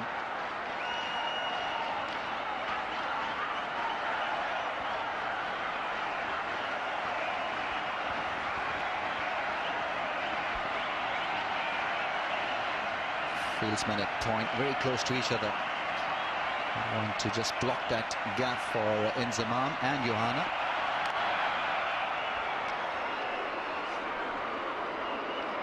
Great thing about Inzamam, even though it's a big chase, and that's exactly what it was in that semi-final in Auckland, it was a huge chase, but he always seems to remain calm. Keeps thinking about what he's got to do. It's almost like he's got a calculator in his mind that just keeps ticking over and working out what he's got to do, and just keeps him calm.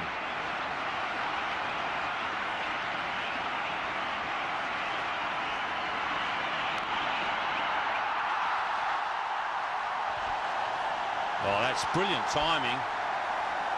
The bowler can't believe it. How cleverly did he use the pace of the ball on that occasion. Zahir Khan thought that he had it under control. Exquisite timing from Inzamam ul Haq. Very difficult to beat Yuvraj at that position. He did that, and then Zahir Khan couldn't manage to stop that one in. Ashish Nehra was stung by that one. Hardly a shot played. Earned Inzamam a 4.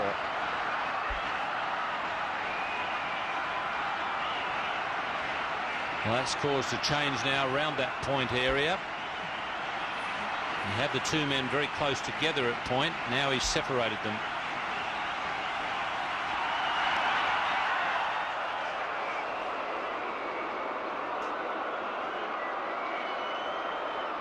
What that means is that Ganguly's had to push the deep cover man out on the boundary. He's had to take him from cover and send him more to a cover point region.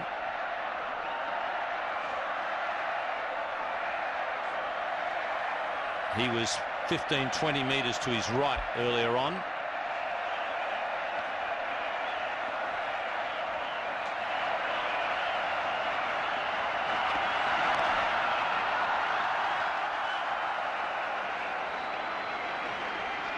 India have got an extra man now in the circle on the onside. And that would mean that Ashish Nehra would have to bowl a little straighter.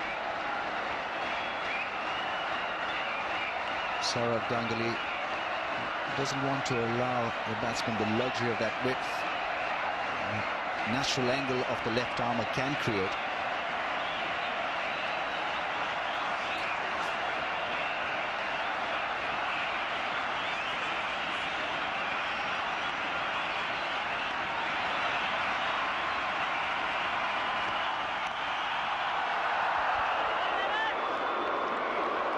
It's 113 for 2.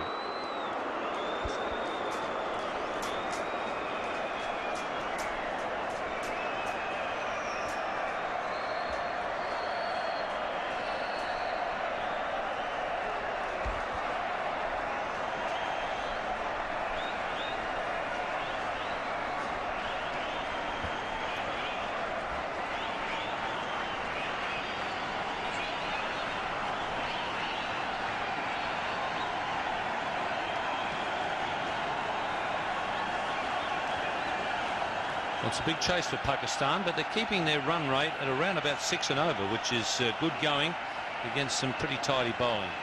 In the commentary position now, Dean Jones with Robin Jackman. Thank you very much, Ian Chappell. It's the very point. They had to start at over 7 and they've gone along at 7. The required rate now nearly 8. Ganguly had a problem. Kartak was hit out of the attack, and so was he. So it's back to the spinner. Will one of these two batsmen make a statement early on in this over to give Ganguly a bigger headache? This game's amazing, you know. They really are never over till they're over. But it's still a huge ask, Dean. It is required a run rate 7.9, and the last 10 overs is 73 runs off the last 10. So we're in the groove now, and both players have got starts. They both need to make hundreds for me. Inzamam gets back pretty quickly, but you get the feeling now that these two most experienced players, Yuhana and Inzamam, have to score the bulk of the runs. The strike rates are very good, 85 plus. Yuhana's going at 84 runs per 100 balls at the moment. Inzi's at 112. But the major thing for me, they can't hit 4s and 6s all the time, Jackers, so they've got to do a lot of running. And that's my major hassle I've got, particularly with Inzamam. Yuhana's a bit held back a bit, isn't he, because of Inzamam's lack of running between wickets. And their records in that department have been discussed, so they didn't go down that road again, but it's around about 15% of their innings, both of them, so that gives you a 30% chance of a run out while they're at the crease together. Attempted sweep, which is quite a rare shot for Inzamam to play. He likes to go down the ground. And this must have been well outside leg stump for him to try to paddle it round more than anything else. That's his area. And the gentle single. 116 for 2. And a good over 2 for Kartik there, just 3 off. It's always nice to start this new spell. He got belted in his first 2 overs, he went for 18, and he's come back really well. 3 runs there in that over. So it's very important for whoever comes on the bowl to make sure that first over is a good one. Compared to the Pakistanis, their first over in every spell, they seem to have got belted. But they're still in it. The Pakistanis are still in it.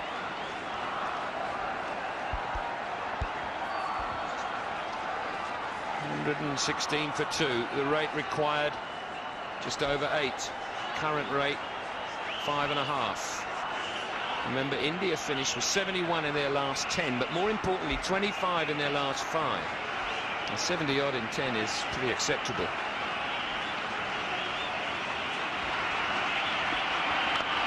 .25 in 5 isn't. What do you think Pakistan, with wickets in hand, would want to be at with 10 overs to go? Do you think they can go like 10 and over? Would they be comfortable with that? 10 and over they'll take easily for sure, but they need to have wickets in hand. But these two are just got to keep going. Well, they need 8, but the 6s and 7s and over for the next 10 overs.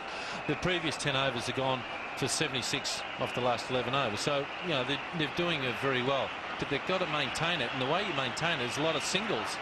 And Inzamam unfortunately doesn't like taking them. But when you play shots like that, you don't need to. That's the enigma about the fella. You feel that you want to keep looking for ones and all that, but he just belts 4s. He's a fantastic cricketer. Such a well-weighted shot. When I say wait, play. He knows there's a man square on the cover boundary. He knows where the third man is, so they'll get this fine of him. High up the bat too. Beautifully played. You get the feeling with him, he's got 3 options as the ball's coming down, and he's got 3 op where I'll hit it over there, over there, over there. And as the ball gets close, he makes his mind up very late and then runs it away for 4. Unbelievable cricketer. He's disappointed because he wanted to flick that one, a little fine one that was in the groove. He's already got the boundary with a fine one down a fine leg. There he is. He's just upset. He's doing a few exercises. What's going on, Inzi? I've never seen him do that. Yeah, the fine leg is quite square. And that's he just wanted to get either just a little bit of pad on it or a little bit of bat. Either would have done, as long as the ball went fine.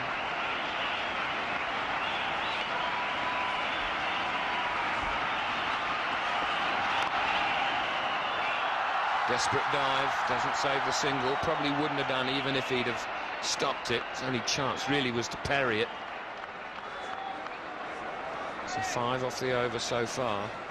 See, when the rate's out, Dino, at needing 8 and over, if every bowler runs up and from here on in and bowls each over for 7, which is a lot, they're going to win easily, aren't they, the visitors?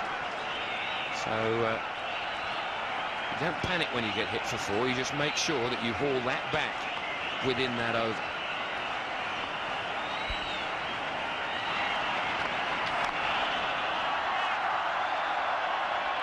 Mira's pretty much doing this. Went for 4 off the second delivery. He's bowled 3 more for just 2.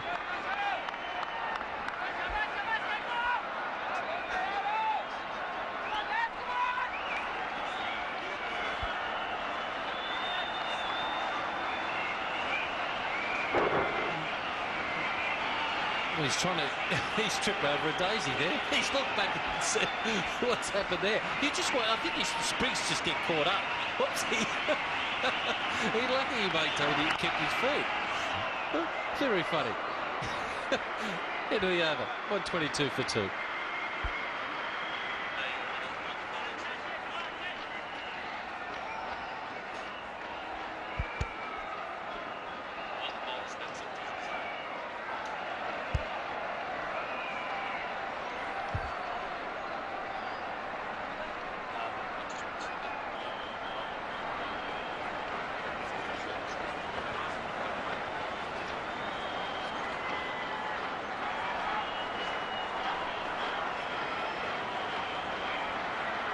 122 for 2 in 22 overs. I can think of someone who'd have a lot of fun with that scoreline. Well, the major problem, Kautiki's going bowled pretty well. He only went for 3, but Gangula's been belted. Their 5th bowler's the major worry for them, isn't it? And Batten, he might have to bowl here, or Yuvraj Singh maybe bowl a few. But I'll tell you, the guy I bowled, Virender Sehwag, bowl a few off, he's stump to stump. I think he's your man for India. Sachin Tendulkar come to mind. He's got over 100 wickets in limited overs cricket. Down the wicket, up in the air, miles over mid-on. 6. Dot ball, 4. 6. Well, he's just tossed it up here, and he's just gone down the pitch and middled it. An amazing cricket shot. Down the pitch, good feet, bang, up in the air. This thing's got freak of fly points on it. Look at it. It's gone all the way. But the fact that hitting it so straight, they're trying to hit it over the side screen. There's no one there, obviously. Good use of the feet, bang. Didn't overhit it, just got it in the middle of the bat. Look at that thing fly. And he's on 49. Newhunter played beautifully. Got two sixes, 4 boundaries, just in 52 balls at the moment. They'll take him under 50. And appreciation from this crowd. Some have left, I think, but the rest are really enjoying it, including the dressing room. Well, they didn't get out of the seats, did they? He's one of the rare Christians here in Pakistan. Crosses himself with a very good 50. He really has played beautifully, but 50's not enough, is it? He's got to go into a big one. 36-50 in this form of the game, along with 9 centuries. Zimmerman gets that backward a square placement. Perfect once again. Hey, the pedal's just been pushed a little bit here. Yeah, Kartik just placed this one. No energy through the crease. You watch him bowl there, there was just no energy through the crease. Saw it short. He's just a great watcher of the ball, a great watcher of length. There it is. He just placed that. It wasn't any venom on the ball. There's hardly any revs. That's a freebie. Poor bowling. Shazam, another boundary. 11 off the over. They're really starting to hurt the 4th and 5th bowler for India. Down the ground, hitting a target. That's good batting. And that's a 100 partnership with just 91 deliveries. They played beautifully. They really have. This has been a little reminiscent to the partnership that Dravid was involved in, and after that explosive start from Tendulkar and Sehwag. And then just good cricket. Still over a run a ball. 134 for 2.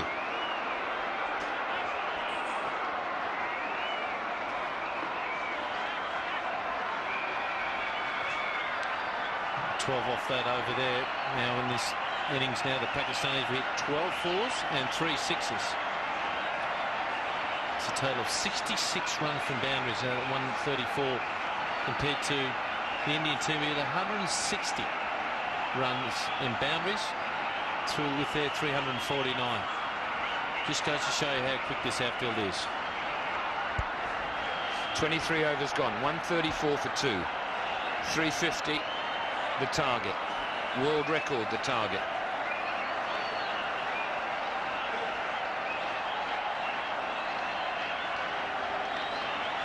Wonderful, wonderful partnership this. Run a ball from Yusuf Yohana and just over that from Inzamam.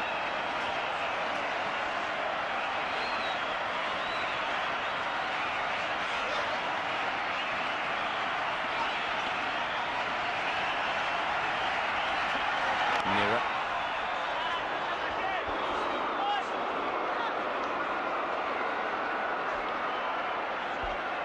.216 from 26. There's not a lot of width been offered here from Mira, which is excellent bowling. There's one pretty ordinary short ball there from way down before halfway. Blimey, he must have nearly hit his own toe there. But no width offered. And on flat pitches, You will get punished if you give some width. And there's, by comparison, Shoaib Akhtar, all just a little bit wide of off stump, aren't they?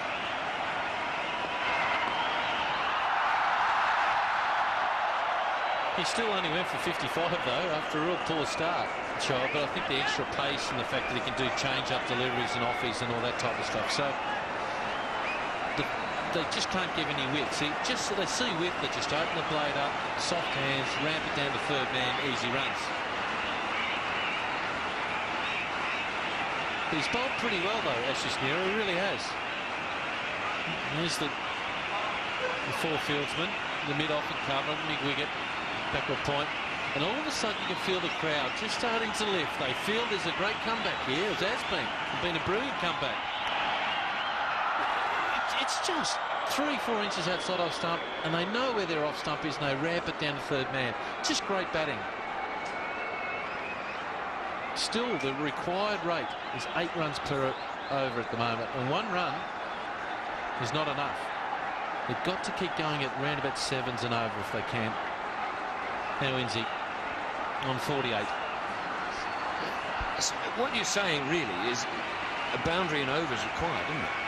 And if the rest of the over is well bowled, batsmen have got to look to hit 1 boundary and over, or as you say, target the 5th bowler, which is maybe what they're doing. And make sure you don't get run out. Look, if I was in the inner ring, we call that in Australia, they call the offensive ring, where you attack. You know they're going to give you a chance, and who's it going to be? Here it is here. He looked for 1, and he was onto it like a scolded cat. He picks up, turns around. Very good piece of fielding there, Mohammad Kaif. Just want the ball to come to you, and be prepared to hit the stumps on the foot. The Indians in the past in Australia have been throwing the ball on the deck instead of hitting the stumps on the foot.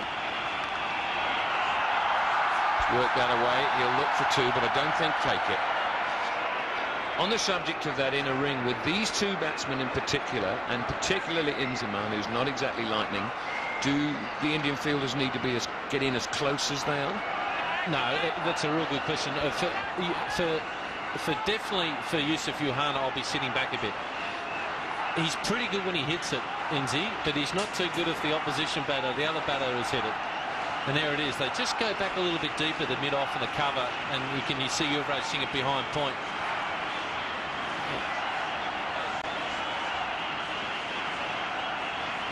Now, only 3 off this over.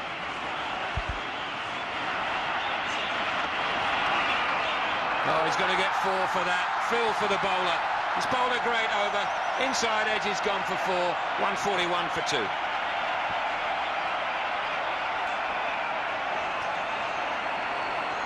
Quite simple, Robin. Just 3 singles and an inside edge for 4. That's how you get your 7 runs and over. Or 5 singles and a 2. Work out the permutations, combinations of finding a 7. Now, what is he going to do here now, Ganguly? Might have had a word to Yuvraj Singh. Might have a bowl at this end. Interesting.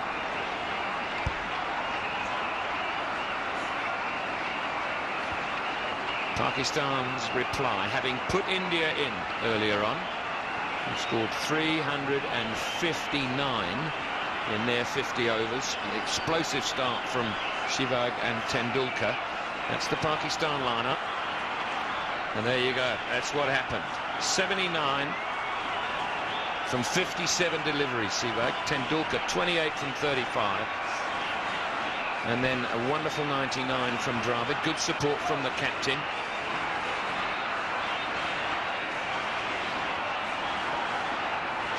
Nehra leaves the field, which will be a worry.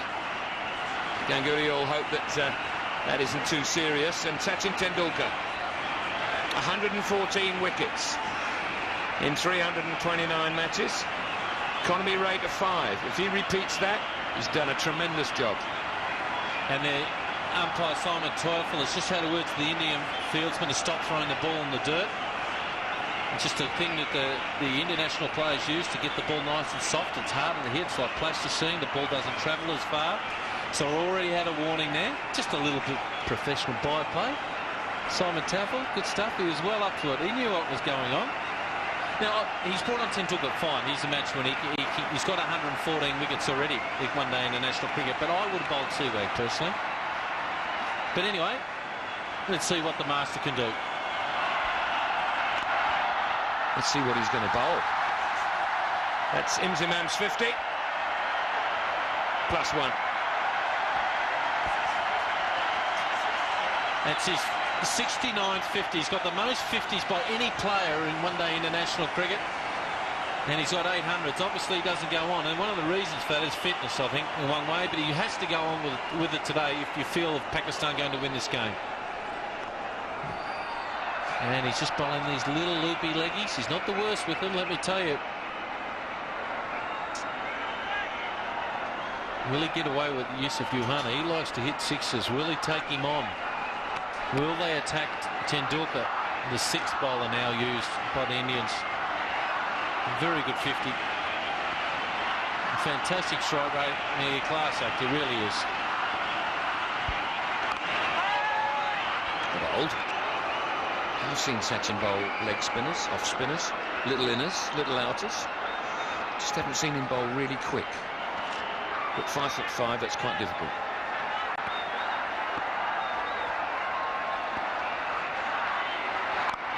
There he goes. Has he cleared in comfortably? Well nominated, Dean Jones.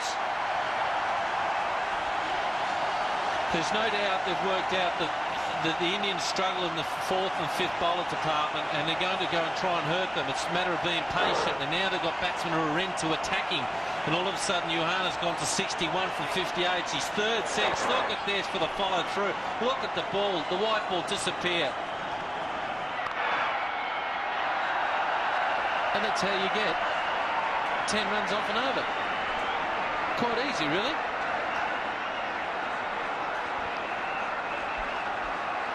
It's just such a superb shot, because he knows that there's a man back there, and he knows where he's hitting it, but he knows at the same time he's going to clear it. Tendulkar knew. He didn't even look back over his left shoulder. He knew that was going all the way. Oh, look out. Another run for a misfield, but they've got there. 152 for 2. Well, if looks could kill, have a look at Sachin Tendulkar. He's not happy at all. He hates being hit for six at the best of times, but he's trying to get himself into this match and get himself flowing. But well, you're just feeling now the game, the control of the game is just starting to be taken over by Pakistan. Can you believe it? They're in the hunt here. 152 for 2 after 25 overs. A strike, the required run rate now has dropped below 8. It's 7.9. The red line's catching up, or the red worm's catching up with the white worm.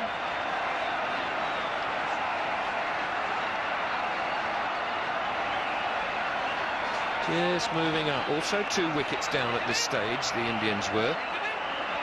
And then about now, they lost 2 more.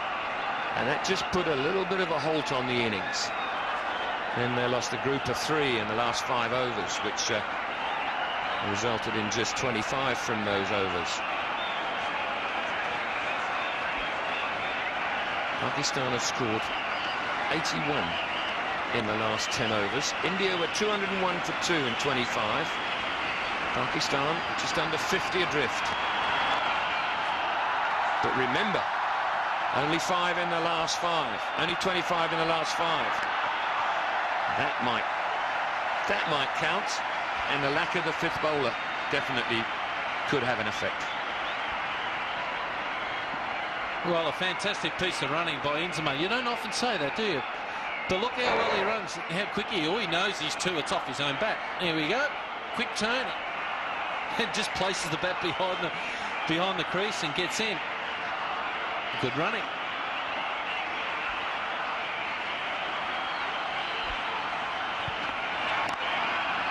Well bowled. 69 50s at this level, only 800s. There's got to be a reasoning why that. It has to be a fitness thing for me. I know he's a classical. I know sometimes he bats at 5 and doesn't get the opportunity, but like 69 50s, he has to change that. It's just not good enough for him. Agreed. I was going to go the route. You know, I think there's a couple of things to look at. Shouldn't he bat 3? I mean, he is their best player. Shouldn't he bat 3? Which means there'll be occasions when he'll have like 45 overs to bat. Well, let's look around the world just quickly. Ponting and Hayden bat in the top 3. You know, we got Tendulkar and co bat in the top 3. Sehwag and these guys have, and they bat in the top 3. Ganguly, of course, has got 2,200 in Dravid. You know, and you got Lara, Smith, and Callis all bat in the top 3. I agree, has to bat in the top 3.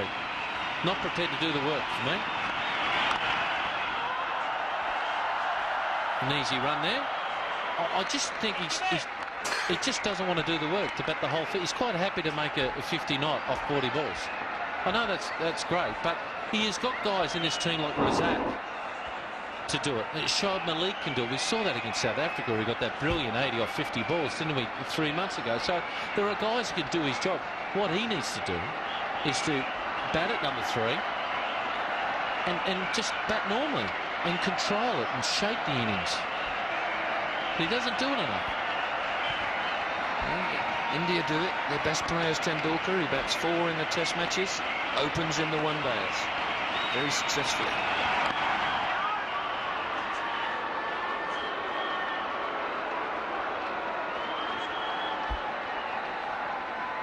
Yeah, just hear from Richard on my right here. 57 matches since India scored a century.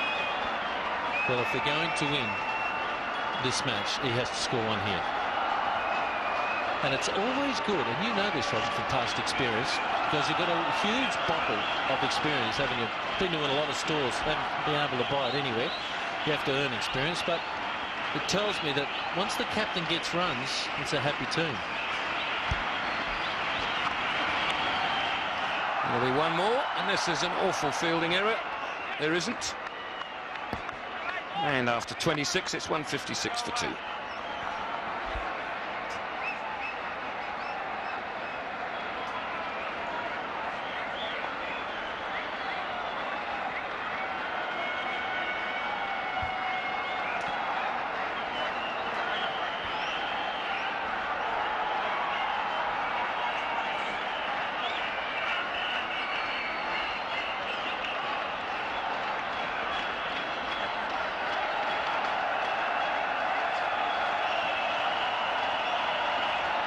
.94 runs required to win at just over 8 and over, but with 8 wickets in hand. Changing commentary now, Ian Healy's with Sanjay Mandraker. Thank you very much, Robin. 194 runs to win. We have a batsman, Yohana, batting on 63 of 61, and Inzamam 56 of 54, more than 100 the strike rate for both Yohana and Inzamam.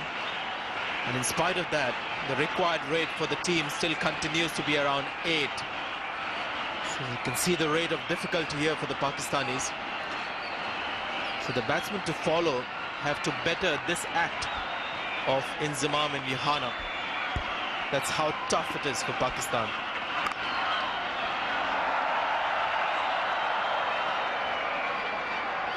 It's tough for Pakistan, but it's certainly tough for Inzamam at the moment. He's right in the danger zone. And so hopefully he won't let the next batsman down. 69 times he's been in this zone, and 8 times gone to triple figures. They are making him work hard. It's 1s, it's 2s, 3s. Very few boundaries, so they're testing his fitness once again and his ability to get in and out of creases and turn quickly.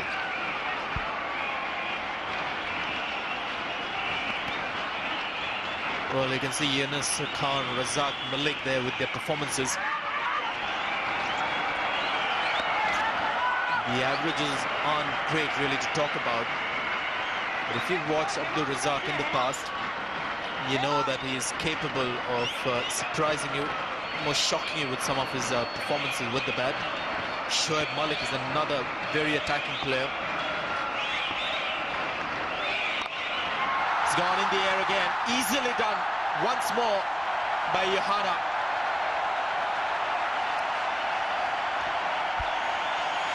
Wow. To those young players watching this at home, you don't have to really flash the bat. Try to hit hard to hit a 6. Tendulkar floats up the rolling leggy. Johanna waits for it and just times it long. The fielder's there, but he's not even in the sights of Johanna. Just brilliant timing.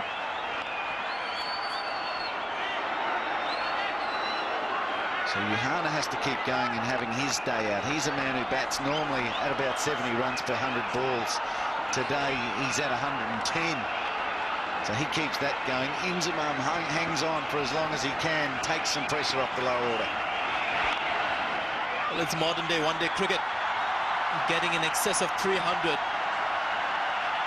is not such a problem for these modern day batsmen.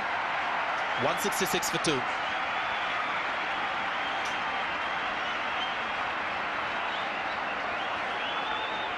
India have got real problems, not just Rod Dravid leaving the field, obviously for a comfort stop of something, possibly a little strapping. Have they replaced him with the gloves? They haven't. And just lying on the ground, he thinks he can get back in time to normal between overs. Simon Taufel makes a note of it.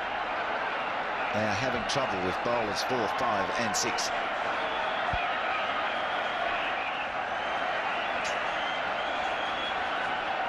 Well, the wicket-keeper has left his gear. As I said, maybe a comfort stop. But everybody will have to wait till he arrives. Not often do you get a substitute for a wicket-keeper for an over or 2. The required rate, in spite of the last over going for so many. In fact, Tendulkar conceded 10 runs in that last over. So the required rate refuses to go down from 8. There's been a lot of talk about some reverse swing that's available at this time of the day here in Karachi. All the experts who've played a lot of cricket here have talked about it. Johanna's 50. Absolutely brilliant. When he's in full flow, few better sides than this. Unbelievable power over the offside. It's the 50. He's a very laconic character, hard to fluster. He's come in under big pressure and he's loving it. Inzi on his knees. Will he get up? How long will he stay up for? But he's 50 odd as well. The man who's got the most 50s in world cricket in one-day matches. When he hits the big ones, which is really nice to see. The follow-through of the bat goes right down to his waist behind. And loves to hit this at the spinners, whether it's the off spinner or the left-arm spinner. Very confident lofter. He's a class apart. And so is Johanna. So this batting combination taking, well, I think reviving hopes at the stadium here in the National Stadium, Karachi. I was beginning to say about the reverse swing at this time of the day that's available. A lot of people who played here think that's an important factor of a one-day match, where with the older ball you can get the ball to move, but Balaji and Zahir Khan, after that first spell with the new ball, haven't been used by Saurav Ganguly. Maybe a good time to just find out whether that reverse swing is available for Zahir Khan and Balaji at this stage. Sehwag has been introduced for some off-spinners. This is bowler 7. Tendulkar hasn't had his usual impact. You can see the breeze at the top of the screen, that banner flowing. So that's the sea breeze, I'd imagine. Ganguly is of the belief he hasn't got enough overs up his sleeve to try and see if it will help any reverse swing just yet. Sehwag comes on to see if he can have the impact that Tendulkar quite often does. A little wicket here or there, then revert back to your specialist bowlers. It's quite an accomplished off-spinner, Virendra Sehwag. Still considered a part-time off-spinner, but he's never struggled to have control over his bowling. Inzamam ul Haq, as you said, Ian has done a lot of running in this particular innings for him. Never has a problem landing the ball on the spot. The economy rate is on the higher side, 3 for 25. I think that was against Australia. It's how well the batsman plays Virendra Sehwag that decides his performance with the ball at the end of the day. Sanjay, I think the two keys for me, Abdul Razak to see if he can continue his great batting form and strike rate, and Moeen Khan wasn't mentioned in the next 3 to come in. I think he might get a bit of a promotion. He is fantastic in this situation. Once again, hasn't got the height and is taken. Long off takes the catch. Virendra Sehwag has broken through. Won't be fair to call him a part-time off-spinner anymore. He's got the big wicket. Johanna is walking back. And aren't they happy? 73 from 66 balls for Yusuf Johanna. Magnificent innings under pressure, but it needed to be about 140, 150 if the Pakistanis are going to be safe. The crowd know it. They're appreciating it, though. Good catch. Composure by Pathan, who's on the field. And Yusuf Johanna gets a warm appreciation by the crowd here at the National Stadium. 3 for 169. Now playing on pay-per-view, Johnny English. Everything in order, England. You're now entering the most secure location in the whole of England. When he's on the case, We can't afford any mistake.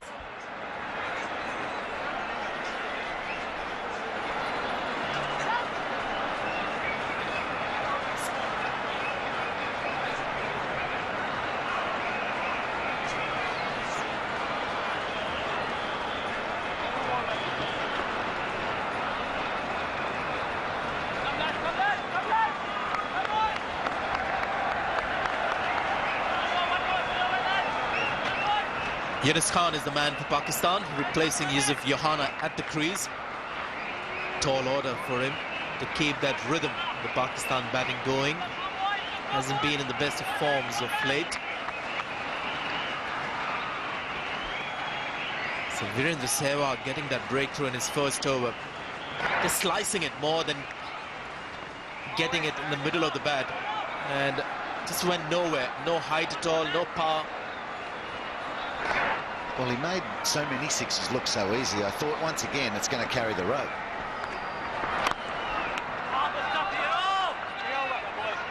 Good over from Sehwag, 169 for 3. Well,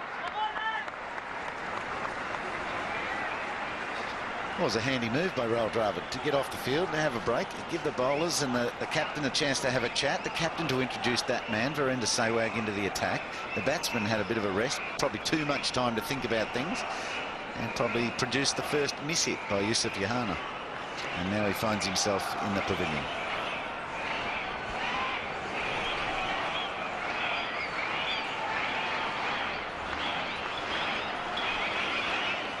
Irfan Pathan as substitute taking that catch in the deep. What an important catch that was. Never easy when you come in as a substitute. It's a no-win situation. Don't feel too well, there's no opportunity to come back as a batsman or a bowler if you're not playing. He's found the gap. That's 4 more.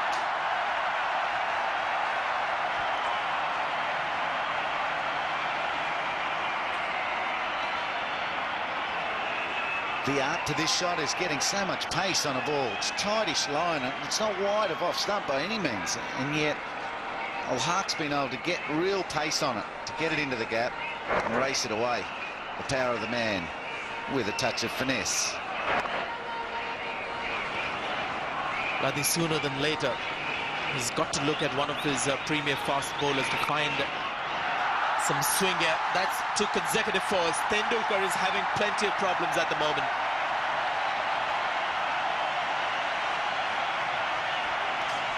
Now this one is wide of off stump, and still he gets so much power, but he finds the gap to the right of Yuvraj Singh this time. The first one went to the right of him as we look at him. That one goes to the left of him as we look at him on screen, and beats the sweeping man by a long, long way.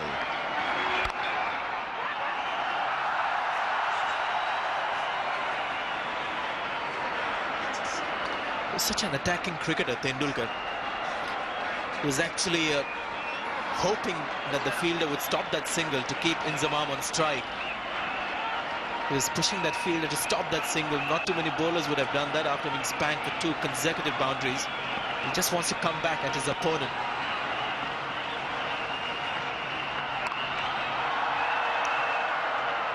Just comes far too close for my liking, Yuvraj Singh at point. but that went straight to hand. Yeah, they're not quick single takers, are they? They are boundary hitters, so he can afford to be a bit deeper. Oh, he's found the gap. It's a big one. Should go all the way. It does. Ramesh Pawar will only retrieve the ball. That's the third boundary in the over, and 1 ball to go. You can see what Tendulkar's thinking. That one's a little quicker, 64 miles an hour, but he just over pitches it. Full toss, and even though it's low on the bat, what sort of timing is that? Faster ball and disappears quickly too.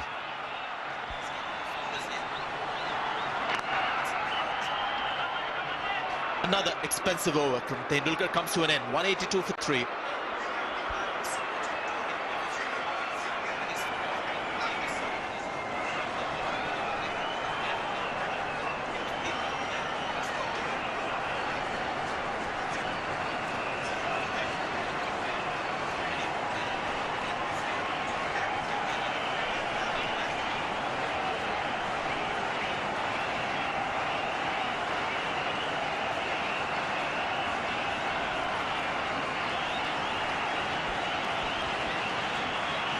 Well, that can be heartbreaking for Pakistani supporters to see the required rate still at 8.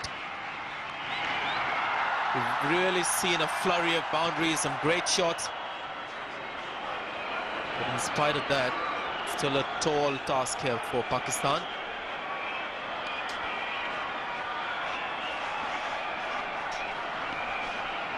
Well, a pretty sound theory in one-day cricket, a W30 over score. And that's the type of total you'll end up with. They're on the money there. 366 would be double their 29.2 over score anyway.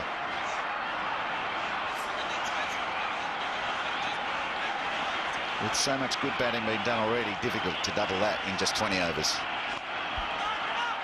Well, we've been saying this right at the start of the inning. Seems impossible. Well, they're in a good position at the moment. They've got the runs quickly. But when you look at the talent to come, you tend to believe that if at all something impossible can happen today. It's a batting pitch. India do not have a great bowling attack, and just the batting ability of the men to come, the Abdul Razaks, the Shoaib Maliks, the Moin Khans,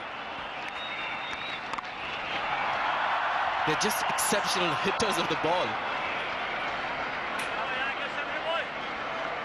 They've got the ability to hit sixes, haven't they? Not just work the ball around. So we look at Razak, who's on fire at the moment. His batting average at Karachi is a red alert that we'll use soon against, so the Indians need to be alerted to that. They've got the ability to hit down the ground and square the wicket. 3 for 184.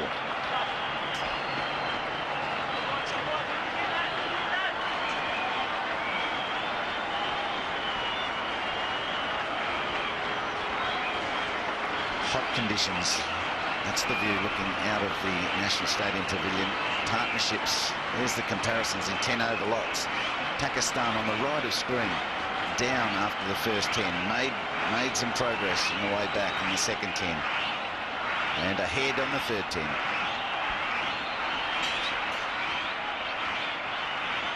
Well, it's been a batsman's match so far.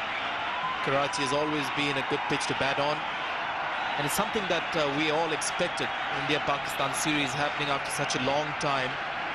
We expected good batting surfaces to come. No groundsman would take the risk of preparing a pitch that would help a certain team or take a chance of putting more grass on it or helping the spinners by leaving some dryness on it. All pitches I expect on this series will be good batting pitches.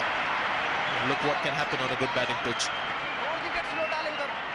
Kartik back into the attack. His 4 overs have gone for 35 so far, and it's a cut-a-thon for the Pakistani batsman at the moment.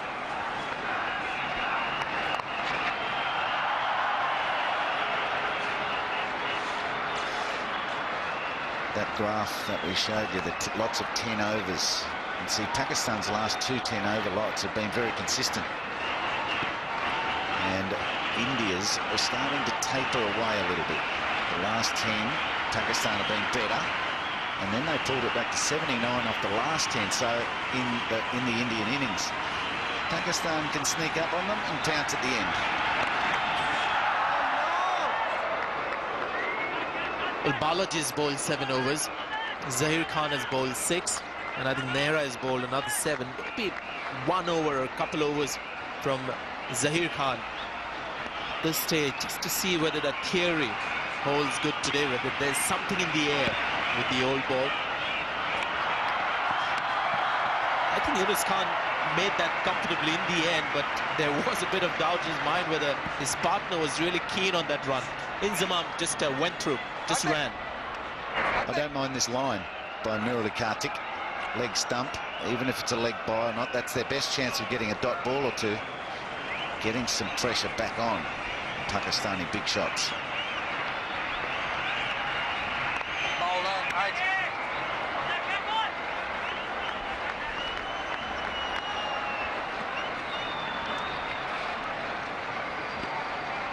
So Kartik angling into middle and leg or even leg. Make them sweep rather than where they're comfortable down the ground and over cover. Mohammad Kaif, the fielder, better over, 188 for 3.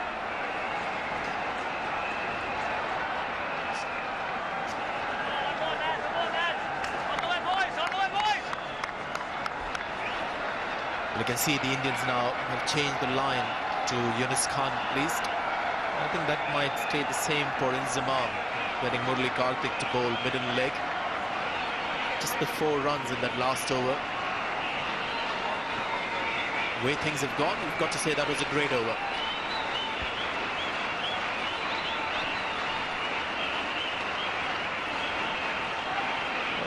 61% of the runs on the offside. That's unusual. In a one-day match, you generally see more runs scored on the leg side, especially on pitches in the subcontinent where the bowlers are looking to hit up the middle stump line and everything is played down on the leg side.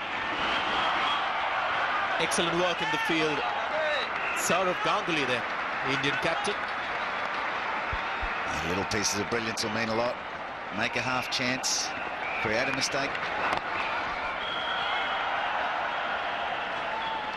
Yeah, so offside dominant. Probably the Indians have bowled an off-stump line. They've been pretty consistent. The Pakistanis have been able to score off it. Will they be able to score enough? 49 runs behind point and then 40 runs through or over cover have been their real power zones. So possibly the Indians now can straighten up and see if they're as comfortable sweeping, get Inzamam down on his knees, back up off his knees, running quick singles. Just when you look at those scoring areas, you've got to say that for people who love to watch batting, it's just perfect. Runs scored in every area of the ground, so you've got to see all the shots in the books. The on drive, the square cuts, the cover drives. Another run in that mid-on area, which is an area where not too many runs have been scored, but quite a few. Oh, so many runs have been scored full stop today. Action-packed. There's been discipline by the batsmen, indiscipline by the bowlers. There's been drama. Shoaib does first couple of overs. A drop catch, a catch off a no ball. Can't have any more.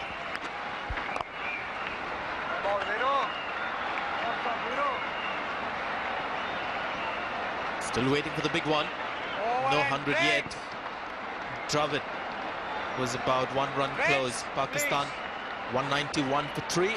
Maybe Drinks trolley will make its way to the field. Yes, it's time for Drinks.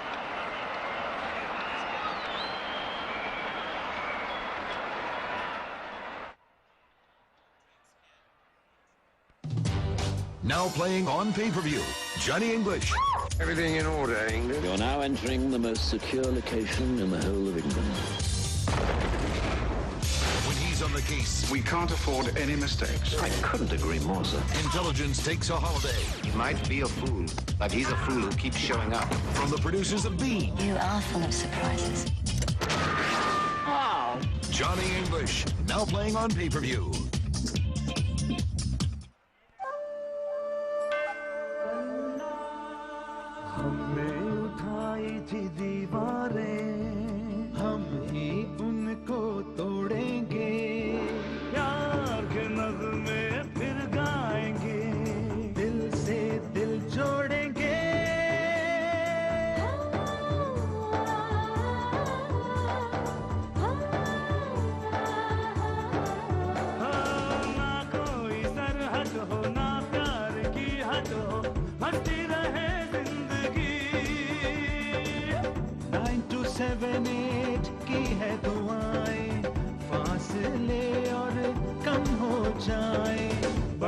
रहे दोस्ती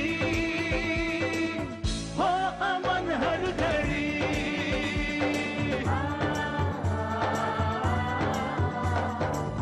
Peace message from 9278.com.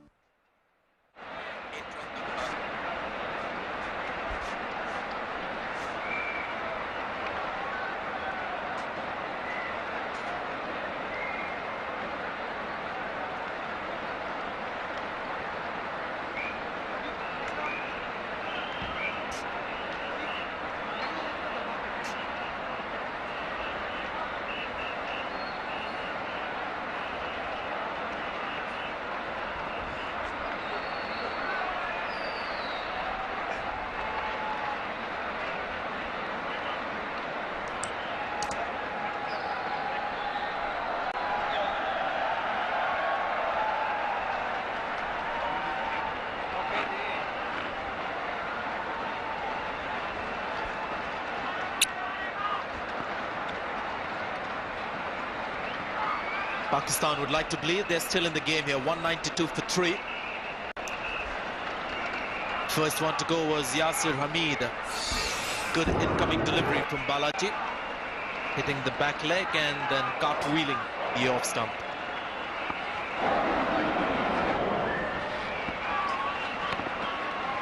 Back live, Murli Karthik. Oh, it's gone up in the air, just out of reach of point. Virendra Sehwag is the man. In fact, did a good job to stop that ball from going further down. Next one after him, Yasir Hamid, was Imran Farad, the left-hander, who looked good. Some good shots. Caught behind Zaheer Khan's first wicket. Just carrying to Rahul Dravid. Low, simple catch. And then Yohana, 73 glorious runs before this happened. Irfan Pathan taking the catch into deep. Murli Karthik is in his 6th over. The last 2 overs have been good for India, just the 8 runs, and the required rate has quickly jumped up to 8.80, touching 9. Just 2 good overs from India, that's done it. It was hovering around 8 before that, the required rate. You can see that.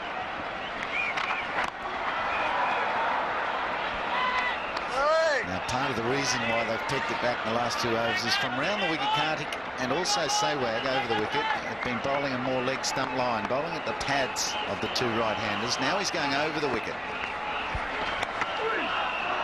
Well taken by Dravid. Called wide though. Could have been 4 wides if Dravid wasn't up to it, but they've changed the line now, really leg side.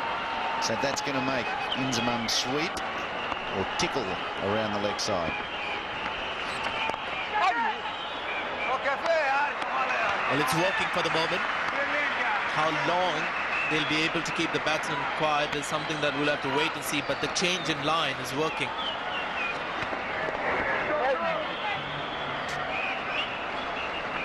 Looks to go always with 2 hands, Mohammad Kaif.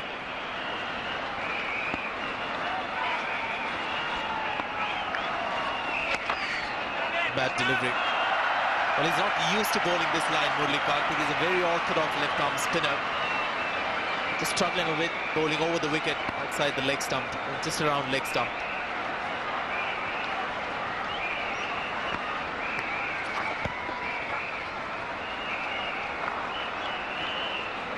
He had been going well around the wicket and getting the line right, but if he just stays there and gets leg buys, certainly Inzamam al-Haq is nowhere near as comfortable with that line. It's got to be bowled well, it's got to be still changed up. His pace has got to be changed, he's got to put some revolutions on him so that if Inzamam wants to go long... He's always going to fall short of that fielder. Time it at all, Yunus Khan. Batsman needs some time to get adjusted to something different. So that's what Pakistan is looking to do at the moment. Trying to adjust to this different line of attack. If they want to go long, they're hitting across the spin. He's got to try and keep spinning it, change up the pace, make them wait.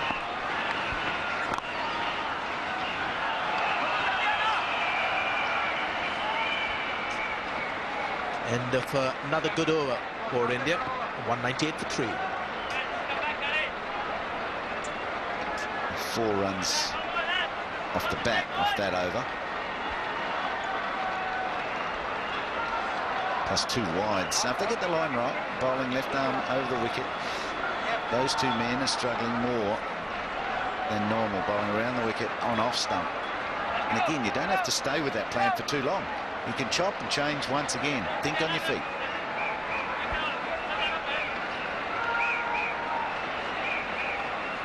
There it is, very close to now, touching 9, the required rate.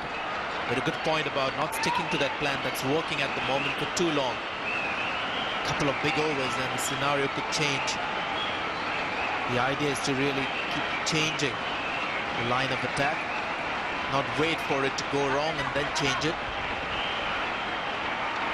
Ganguly looking to use his slow spinners at the moment, keeping the fast bowlers for the death. You know, 4 or 5 overs of bowling like this, where the batsmen are just content to hit singles. So it's maybe 4, maybe 5, and overs really going to skyrocket the run rate. It's gone in the air. He's got enough distance. It's sailed over the advertising hoardings. That's a Yunus Khan special. Knee on the ground, get under the ball, and get the distance. But of course, 3 or 4 overs bowling like this, if you're allowed to. The Pakistani batsmen have to take these sorts of risks, and that's what it was, long and successful. Well, it brings up the 200 for Pakistan. For 2 reasons for cheering the shot. Another maximum, not the first one we've seen in quite a few. In fact, 6 sixes the Pakistan innings so far.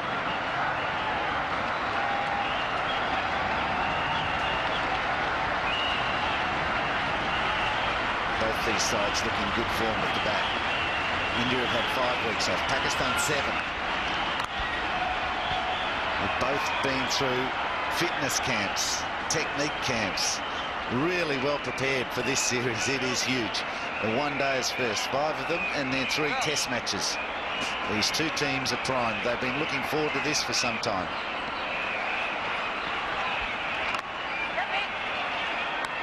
Kev continues to be very alert. 207 for 3.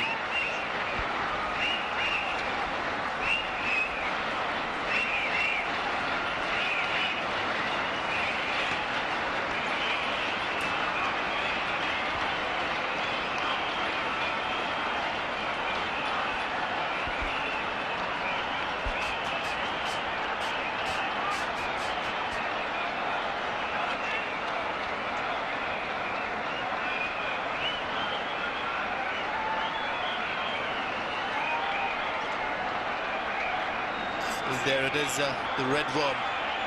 It's still keeping pace, although it's never touched the white worm. That's the Pakistan red worm that we're talking about. But it's still very close to the white worm. That's the endeavour at the moment for the Pakistan batsmen. And maybe in the last 5-10 overs, it's where they've been looking to touch, come very close to the Indian progress. 207 for 3. Murali Karthik continues to bowl over the wicket. This new changed line around leg stump, which is working beautifully at the moment. Nearly got Inzamam Rao with that line. Change in commentary, it's going to be Ramiz Raja and Ian Chappell. Thank you very much, Sanjay. Well, India needing to find a way to get rid of Inzamam. That was very nearly their chance. So here's another opportunity mid-off, and he has... he went round and round in circles. It looked as though the ball was going to stay in the field of play, but eventually it cleared the road comfortably. Inzamam was getting frustrated. He took his chance. Good line from Murali Karthik. Bowling over the wicket. Inzamam taking a huge risk. It went high in the air and over the rope.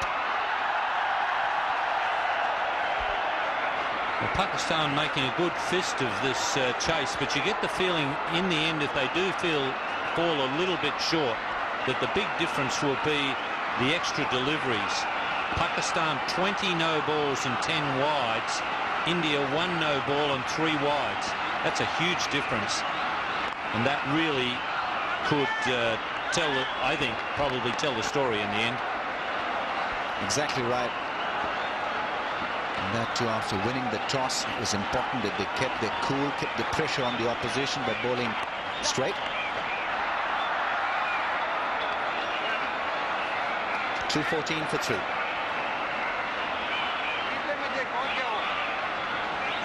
Still possible. Need 136 to win from 90 balls, provided they keep wickets in hand, provided that those big shots come off at the right time. The crowd has been absolutely amazing. They've come in large numbers and they've been very well behaved. Well done, Karachi.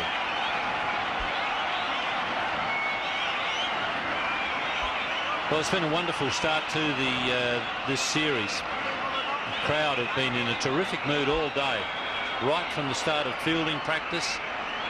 They've been in a festival mood. They've come here to enjoy cricket, and that's exactly what they've done, and they've enjoyed it from both sides. And that's what Pakistan need to do to win. 136 off 15.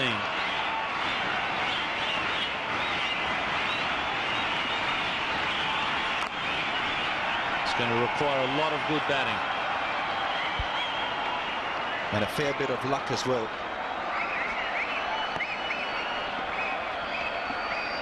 We need to get closer to that runner ball equation. So the next 4 or 5 overs are going to be crucial.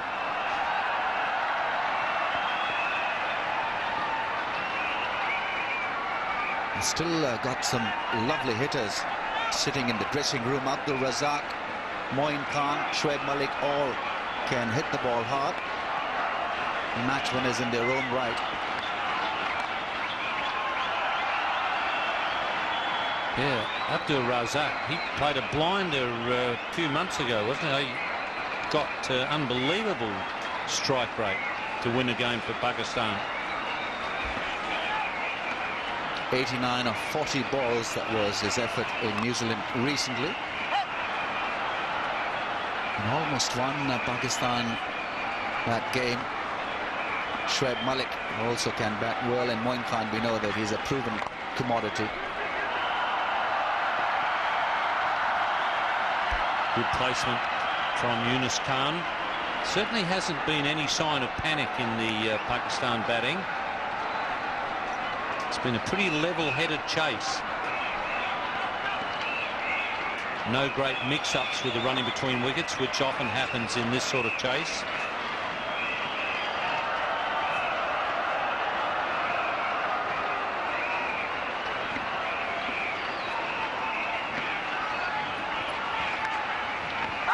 Well, that's worth a shout. Might have just been outside the line of off stump. It's 219 for 3. Virender Sehwag has bowled really well today. 5 overs, 1 for 23. That's a tremendous stuff on a batting track. Senior players in a huddle. India are controlling this game.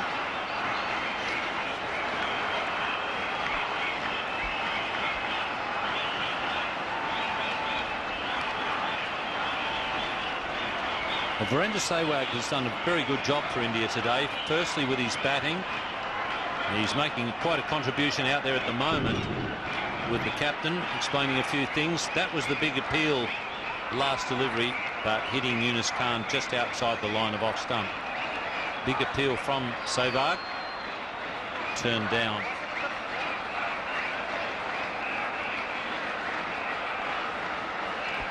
But he has made a big contribution, and he just had quite a bit to say in the little team meeting there, team gathering.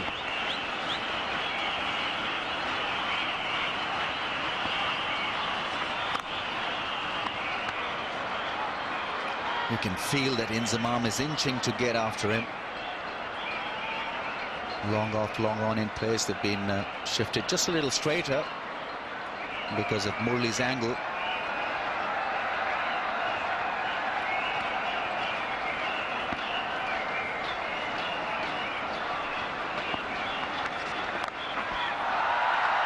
He's hit that very well. Ashish Nehra can't get there. Well, that threatening posture from Inzamam ul-Haq did the job for him. Only Carpet just a little confused. In the end, bowling a juicy full toss. Inzamam threatening to come down the track and then stayed in his crease and had an easy ball in the end. Molly Carpet under pressure. 126.7 from 82 now. Inzamam looking for two. Very good running. He's running hard.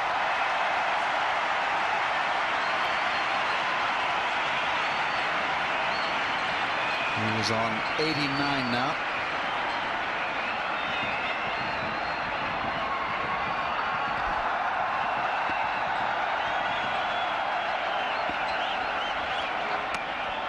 That's called a wide. Good batting there by Inzamam. Decided to just let that one go and pick up the wide. Probably also by doing that, he's hoping that he'll force the bowler to bowl more at the stumps rather than at the legs.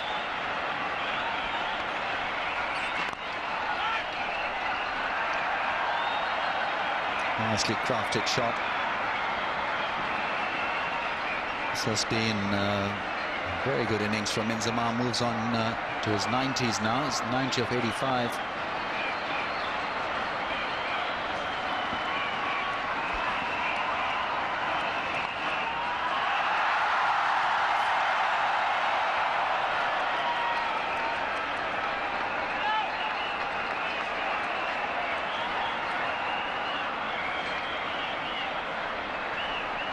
A partnership, 59 from 55 balls.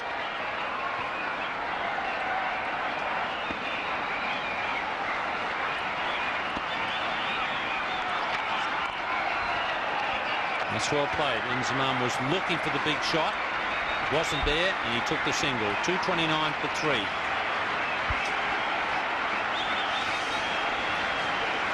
It's turning out to be a good game. Pakistan still not yet out of it, but they'll need Inzamam probably till the end. India batted brilliantly today to get to 349, and Pakistan will be trying to match the skills that were on show today by the Indian batsmen. Still got a long way to go.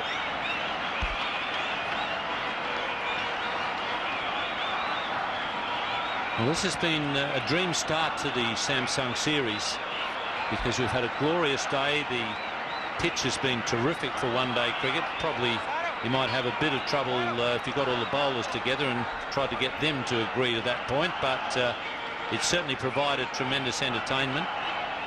The stadium is in terrific condition, the ground, and the crowd has really enjoyed it, and the behaviour of the crowd has been fantastic. So it's exactly the start that everyone would have wanted. You must be delighted, Ramesh. Yes, I've been overwhelmed, overjoyed watching so many people, especially the families, turn out to watch this game. Good to see young ladies and kids come and enjoy themselves. A little chat by Saurav Ganguly.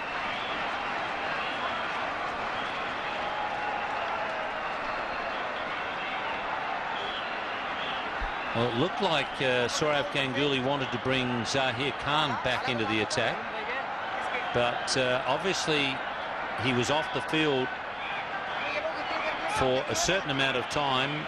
It then means you've got to be back on the field for that amount of time before you can bowl, and the umpires were right on that, so Zahir's had to don the cap and jog back to long on.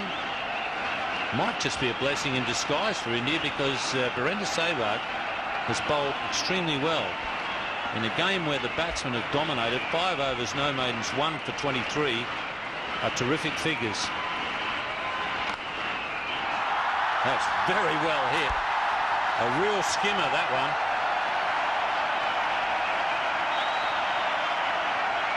Disdainfully putting it away, and Inzamam ul-Haq stroked that one beautifully, majestically in the end. Just a flick of the wrist. What a player he is. A la Viv Richards. Just a flick of the wrist and the weight went very quickly across. over the boundary rope. Moves on to 95 now.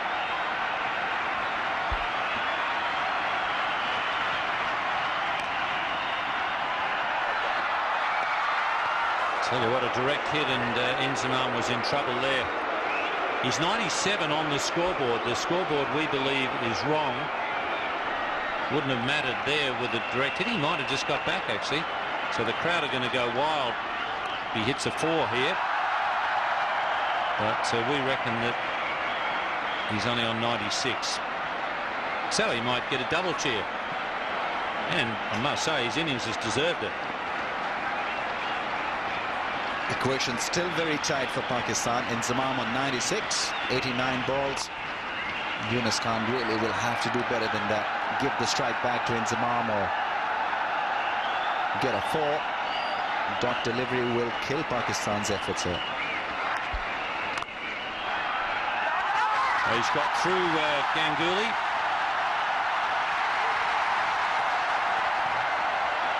Ashish Nehra has really put in the field today. Almost caused a run out there. It's been referred to the third umpire. He's not happy. I think his body has probably touched the fence. Terrific effort.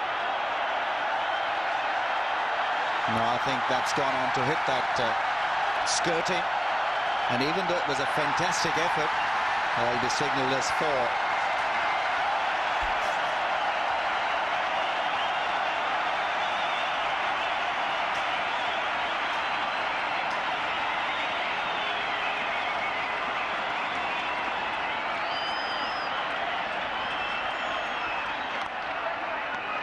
Just slowed his pace there very nicely, Sehwag. It's 238 for 3.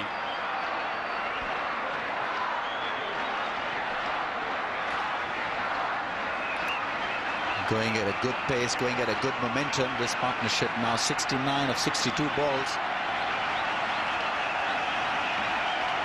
Pakistan would want Inzamam ul Haq to keep fit. He's struggling a little bit out there.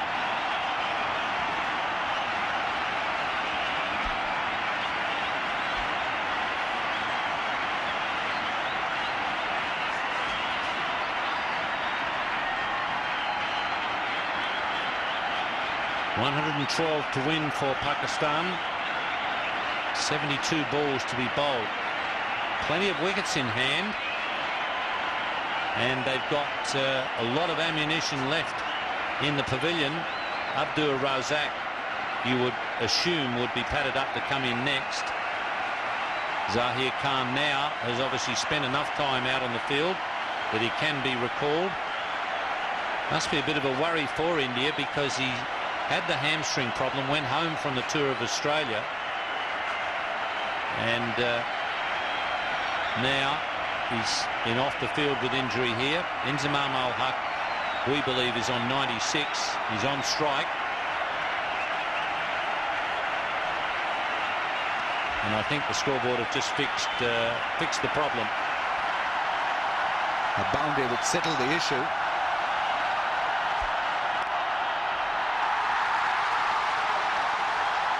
He's got that beautifully into the gap. Well, Inzamam isn't aware that he still needs a couple as far as we're concerned. Loud cheer from everyone. He needs 2 more to raise his bat again.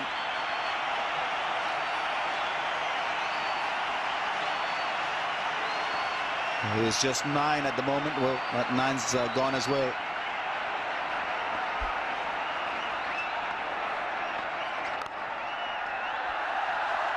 I just hope he doesn't get out on 99. It really would be unfair. I mean, it's something that the cricket officials probably don't think about too much, because a lot of the time I don't believe they think like cricketers, but it's not fair to a batsman who thinks he's 100. If he were to get out, it would be I think it's a terrible thing. The board should be notified by the official scorers so that the batsman doesn't make a mistake of trying to hit a big shot after he thinks he's got his 100 and he hasn't actually got it.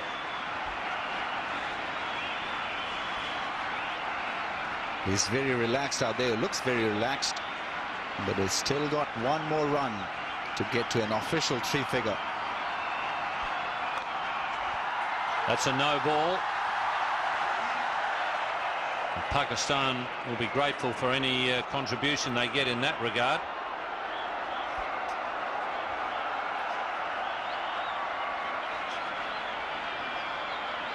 Inzamam-ul-Haq on 99. Earlier saw Rahul Dravid being bowled out for 99.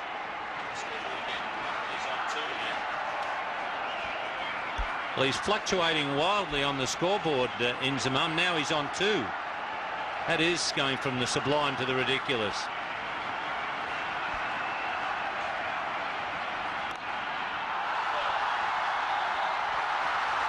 And that one's got past mid-on, so he is officially 100 in everybody's scorecard now, and thank heavens for that. He's almost caught. The dressing room also realized that he was probably not yet on 100. A worried look on the face of Javed, but he's got it. Terrific innings from Inzamam-ul-Haq. 9th one-day 100. Coming at a crucial time, leading from the front. Almost got there at the fielder on that occasion. Zahir Khan coming around the wicket.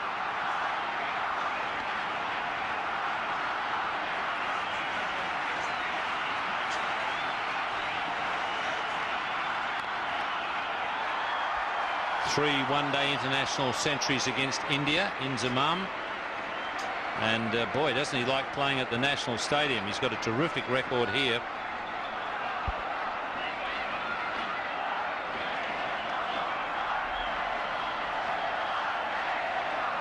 Well, at National Stadium, Karachi only averages 86.67.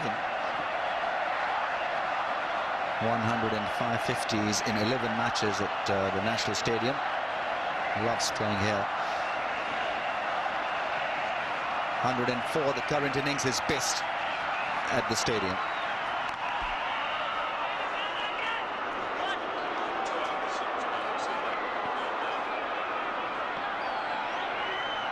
.102 from 67, Pakistan. It's been a fantastic chase. You get the feeling that they're going to probably fall just a little bit short, but I tell you what, I'm not putting any of my money on it.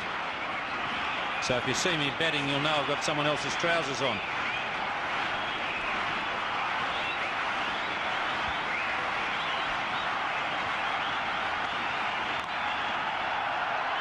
Well run. Inzamam just jogging the single. 249 to 3. Equation would still hurt Pakistan. 101 required from 66 balls. In fact, it's getting tighter and tighter for them. But who knows, a cameo from Abdul Razak or Moin Khan or even Shoaib Malik can turn the tables for them. It's not going to be easy.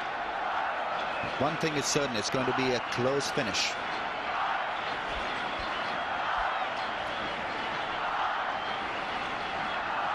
Well, I keep saying that you figure that India are probably just going to get home with 101 from 66 required. But then you look at the men still to come. Abdul Razak, he has done some unbelievable things late in the innings. And the other man who would be worrying me if I was the Indian captain is the third man on that list, Moin Khan. I don't know what his form is of late. He's been out of international cricket for a while. But boy, around the time of the '99 World Cup, he was probably, along with Klusner, the most dangerous batsman in one-day cricket. That'll be called a wide. But Klusner and Moin Khan did some very destructive things in that '99 World Cup.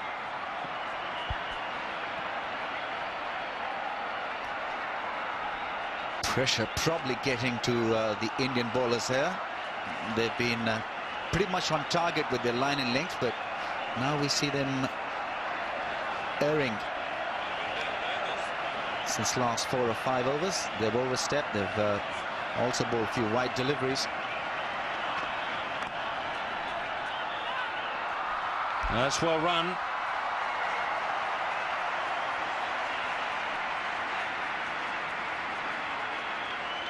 Looks like a cramp there for Mohammed Kaif. Yunus Khan called straight away after hitting that one. It had to go and, in fact, escape. Mohammed Kaif did a wonderful job with it.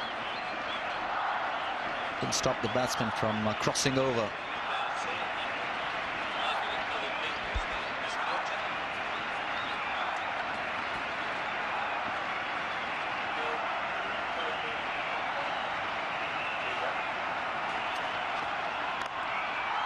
Oh, Inzamam just hits it and stands there.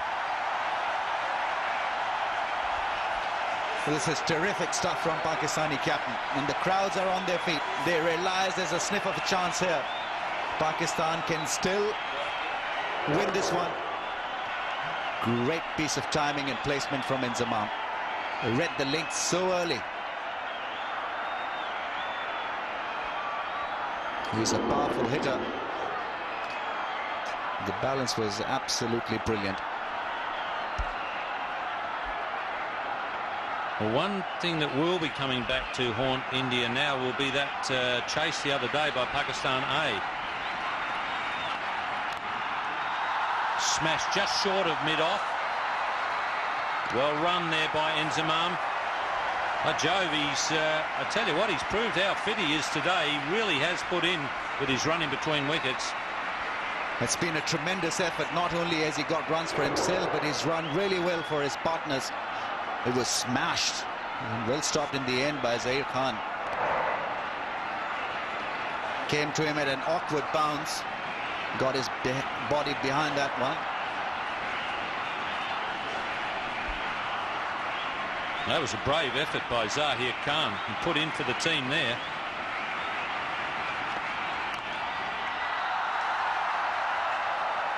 He really did get his body behind that and say, well, I'm just going to take one for the team here. But what he did was save 3 runs because it was a very awkward one. At first, Zahir probably felt he had a bit of a chance taking a catch. He was starting to think about catch, and then he thought, all I can do here is block it. That was a gutsy effort.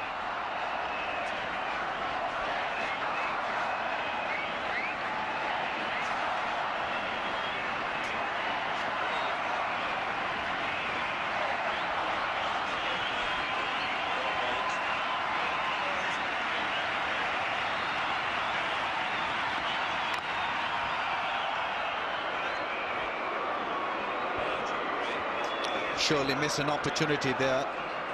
His surveillance camera was on. He was looking at the field and well, missed out on a juicy full toss.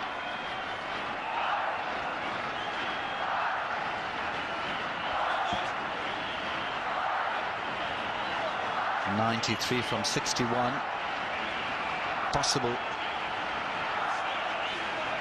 wickets in hand. This partnership 88 now of 74 balls.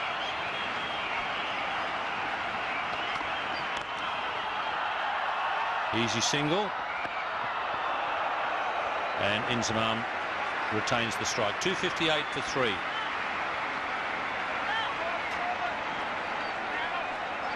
Ten overs left. India 349 for 7. Pakistan 258 for 3. They're matching them for skills. Can Inzamam ul Haq survive till the end? Now these last 10 overs are going to be crucial. He's been given water. Looks a tired man.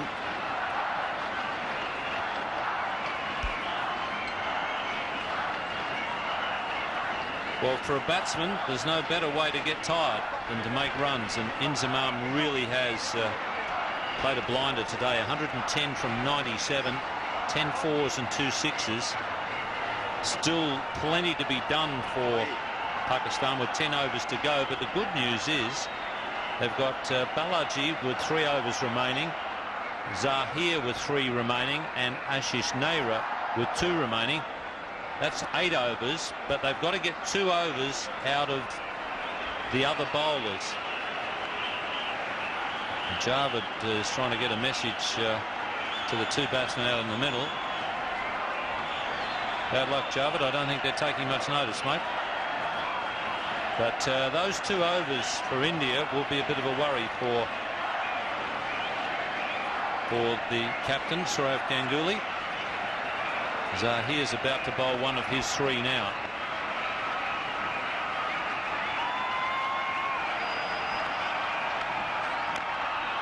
Inside edge onto the pad. Very lucky to get away with that. India. A ricochet there could have got them 5. Inzamam was looking for a big heave. Mohammad Kaif was a fielder. And Inzamam made it casually back just in time. Had that not hit the stumps, that would have gone for extra runs.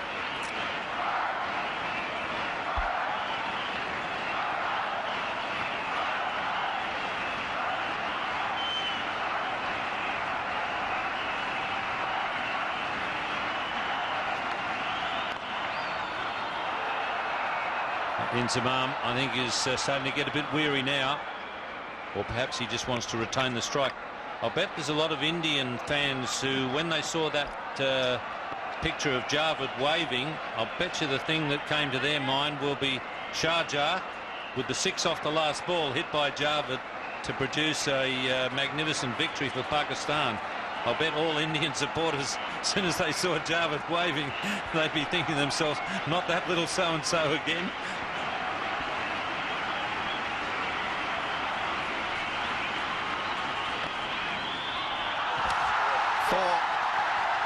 Well read by Inzamam. Fine leg was up in the circle. Yorker from Zair Khan not working. Intelligent piece of cricket from the captain.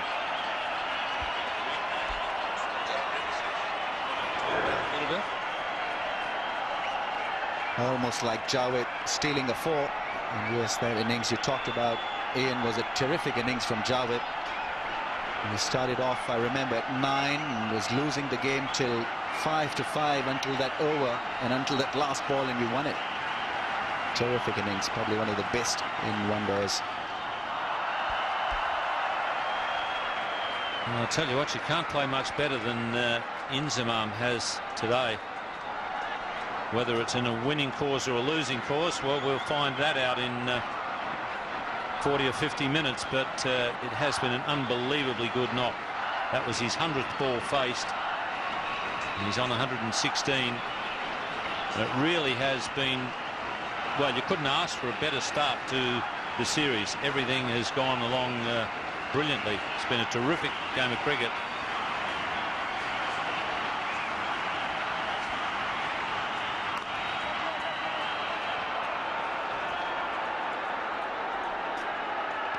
Yunus Khan still willing to be out there.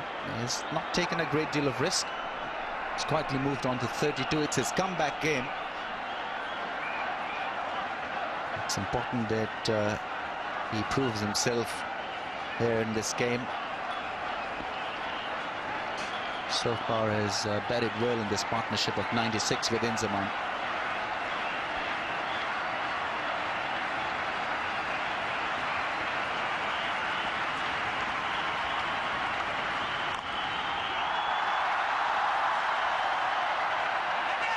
Inzamam not coming back for 2. It's 266 for 3.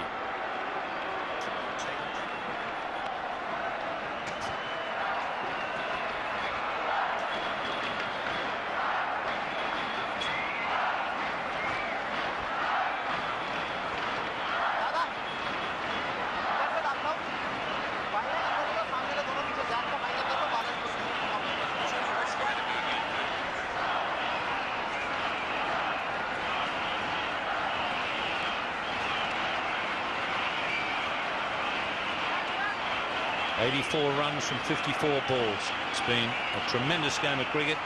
and I think we're going to have a terrific game right through to the end. In the commentary position now, Ian Healy with Robin Jackman. Thanks very much, Ian. Wow. Tell you what, Heels, you can go around the world as a commentator and do a whole bunch of matches all over the place, whether they be test matches or one-day internationals. It's not often you get 9 overs of what we might witness here. To go with 91 we've already witnessed, that's for sure, Jackers. It's a real honour and privilege to be here. The atmosphere's been fantastic. It's been very healthy. The ground, I've never seen the National Stadium in Karachi look better. The wicket and outfield, superb. And the show that's been put on is very appropriate for the conditions that have been provided. Decisions being made everywhere. Ashish Nehra tightened up a little bit last over and bowled some big full tosses that Inzamam put away and didn't put away. Wasted one. But I think it might be time now, Robin, for one of these batsmen to go hard. And then if they get out, then the other batsman has to take over and nurse the new batsman through a little bit. And one at a time, look to boundaries.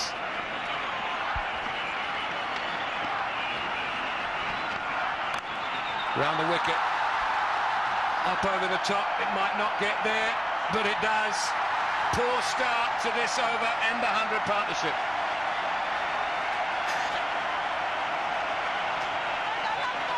Got to get the ball down. Floating up big high fullies, even though it's outside off. Yunus Khan loves hitting over cover. It's just a little gift there for him. And he says, thanks very much.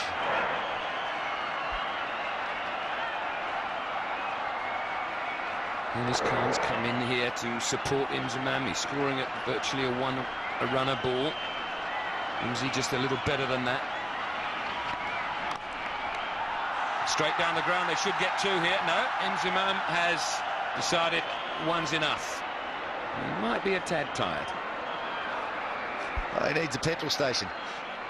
Halfway down the wicket, maybe. A fit and fresh man would have been pushing for 2 there. Sehwag down at mid-on had a lot of ground to cover and had to do everything perfect if he was going to keep it to 1. But Inzi is sucking in the big ones. You can expect to see some big hitting here. For mine, it's Inzamam that must now go long and go hard. Nehra is tight as a wheel, struggling. What's he got? Beautifully guided away. He's coming back for the second. No, change of mind, and wisely so. But what a clever stroke. Yeah, Ashish Nehra gets it right.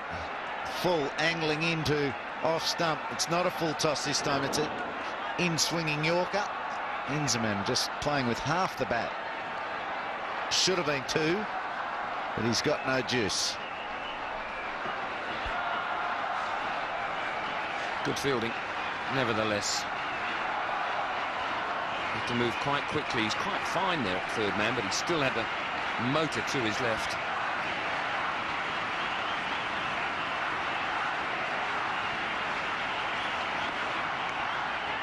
Looking to help it round with the fine leg up, saving 1. So the idea was good. Leg by the result. 7 off the over so far. 83 miles per hour. Yunus Khan trying to sweep it. Trying to use the angle, get some sort of angle. If Nehra gets too straight from around the wicket, if he gets on middle stump, they'll be able to work the angle to fine leg like that. But he kept it on and outside off stump. We saw Inzamam work some angle from Zahir Khan past the short fine leg last over. They're at it again, but Nehra was too good. Clip that away. What a wonderful shot. It just total and utter disdain. He just stood there, almost as if he'd picked his spot and hit it there. Made it look so easy. That's why it's taken so long for the crowd to erupt. He just swatted it. He got a little bit of angle. This time, Nehra got it on middle stump, I'd reckon. And that's why, oh, thank you, just a little top spin forehand with great power. Nehra has to keep the angle outside off. He can't create anything for these 2 batsmen. They're looking to pounce exactly on that. Ian, are we watching one of the best one-day innings of all time, even if it were to end now? Even if it were to end now? Yeah, it's very hard to believe they're has been better. He's certainly got to be in the grand final. And the Indians now, while the crowd is starting to chant, and this is where the emotion comes in. When you get a roll on, a home crowd becomes an advantage. He's the only man. He and Yusuf Yahan have been able to resist the temptation to fall into the crowd's spell. They've dug them out of a hole, and now they're starting to get the ladder back out of it.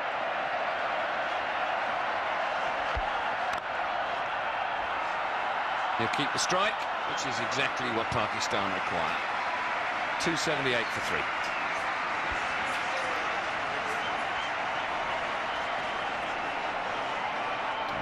Ashish Nehra, devoid of ideas there. Round the wicket, didn't get his control right. And back over the wicket for the last ball of the over. So they've got it down to 9 runs and over. Doesn't that sound a lot? But they've been getting them. And these two stay there. It won't be a problem.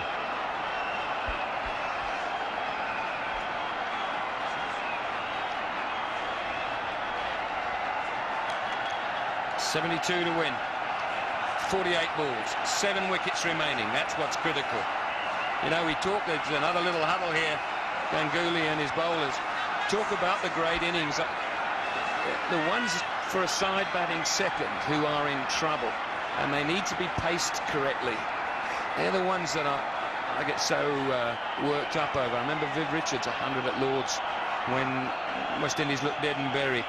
This compares with it, because look how close these worms are now as to where they were after 15 overs, even 20. I've seen people bludgeon the ball when they've got a license to do so, batting first. But when you've got to pace it and still give your team a chance in the last 10, it's a very different ball game, and Inziman to date has done exactly that.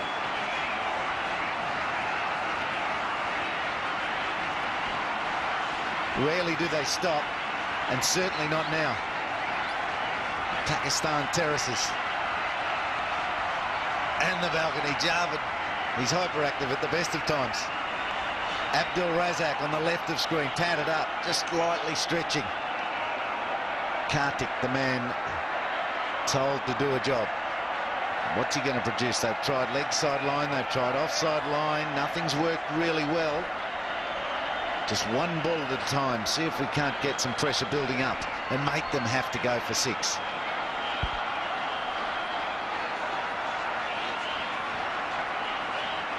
John Wright can't do anything about it. Big appeal. As he caught him behind? He has. The big fella's gone, the hero of the day. Now, is that what is going to turn this game on its head, or has he done enough for his other batsmen? I'll tell you what it was gutsy line by Nuruli Kartik coming back into the attack. And a great catch by the part-time Rahul Dravid. Didn't he hold his nerve? He has to stay low. He has to worry about the situation. He can't worry what the batsman's doing. He has to keep his gloves soft, and he does it. Inzamam ul-Haq happy to walk. The crowd aren't happy, but listen to this reception.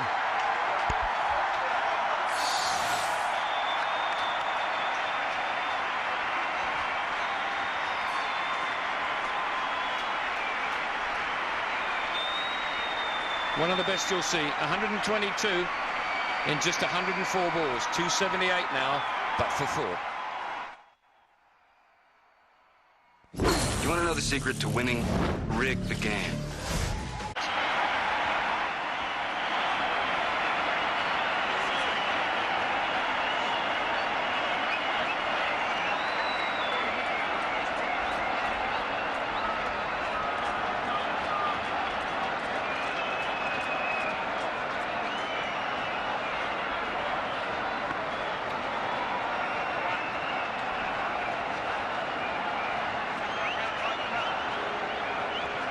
Abdul Razak, 155 matches, strike rate of 77, average of 40. That doesn't matter, it's strike rate that it's all about now. 72 from 47 balls.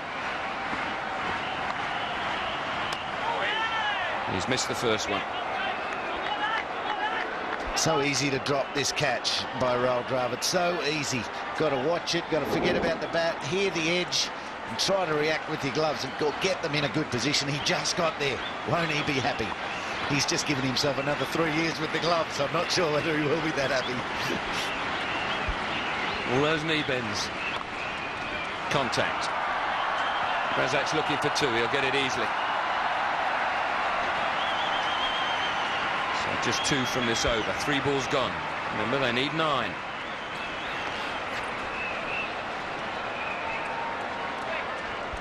Keeper comes up with the bounce. He came a little bit early, but had his gloves out there. The edge just went into the right glove. They all knew he hit it. Inzamam's first reaction was, I'm gone. He looks up and starts to walk. Indians go berserk. If that had gone down, is that when one starts to discuss whether the specialist keeper should be keeping wicket, or you just put it down as a bit of bad luck?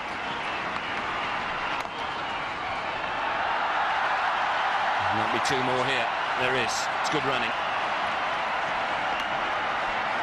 I'm pretty sure the tongues would start wagging, Jackers. Yours, maybe not mine. I'd resist the temptation. I know how easy it is to drop those catches. Every one of those catches you take over the stumps can be just as easily dropped.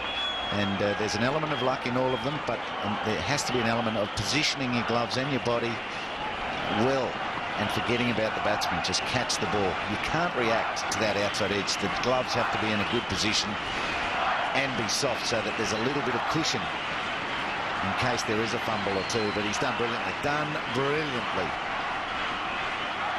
He's got a fingerprint on his sunglasses now. Oh, good fielding. That probably saved 1 run. Just 5 off the over now. 1 ball to go. And the big wicket of Inzamam. Great fielding. It's one of the reasons he's been brought straight back into the squad, Kaif. VVS Laxman may come in and replace him, but what he gives them in the field is very valuable.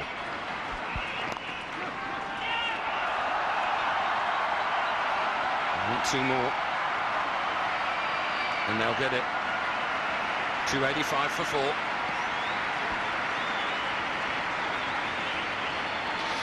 Two good athletes at the crease, that's for sure. Razak and Yunus Khan running between wickets really well. Khan's fitness now starts to play a part. 40 from 43 balls. He's done a lot of work as well. Razak has come in and been very fluent. 5 from 4 balls without even blinking. So there's still some pressure. There's so many words you can use to describe this Pakistani outfit. From fragile to devastating.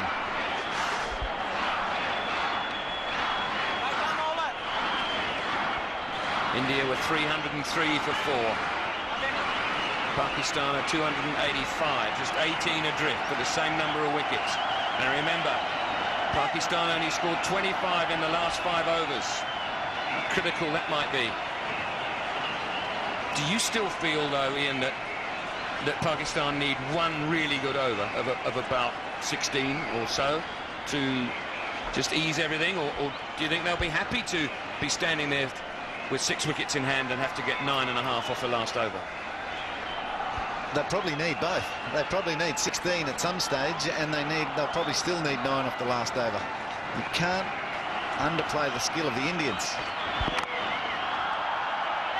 So while we're talking the batsmen having to produce things, the Indians are going to bowl really well. They can bowl as defensively as they like. They haven't used the bouncer for a while. I wonder if a bouncer is on the card. Something up into the ribs, something to surprise. A little hush, a nice hush has come over the crowd for this particular ball. Balaji has come back into the attack, and he's been tight up until now. Just 4 runs and over.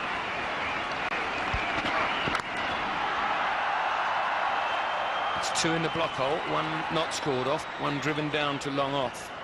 Yeah, I tend to agree with you that the modern game, just about everybody at the end of an innings runs in and bowls it full. So no matter who the batsman is, he knows he's going to get a Yorker, full toss or half volley, something like that.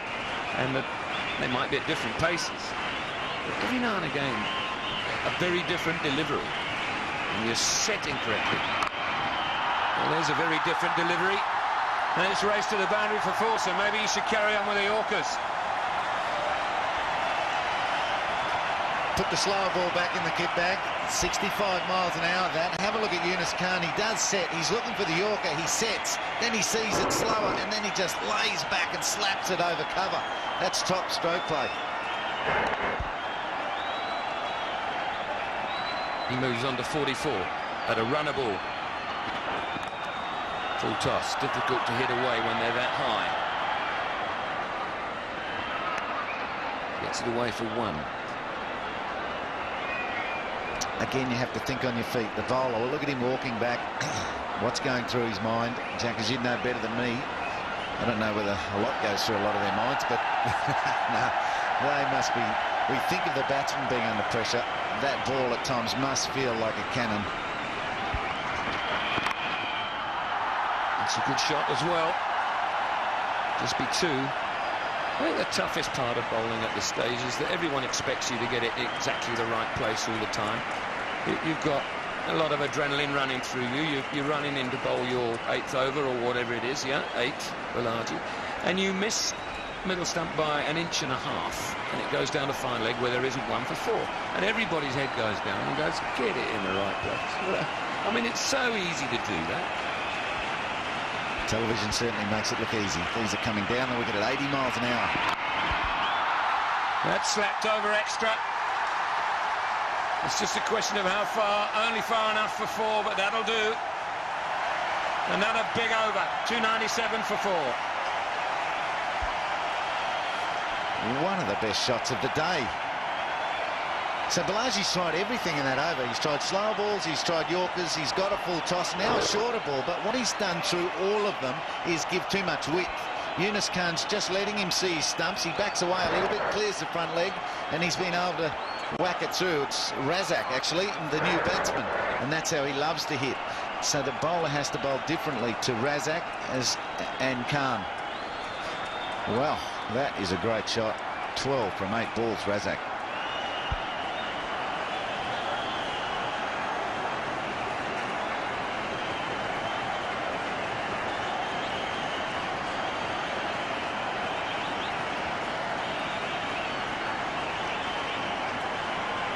So the equation just shortens a little. Oh.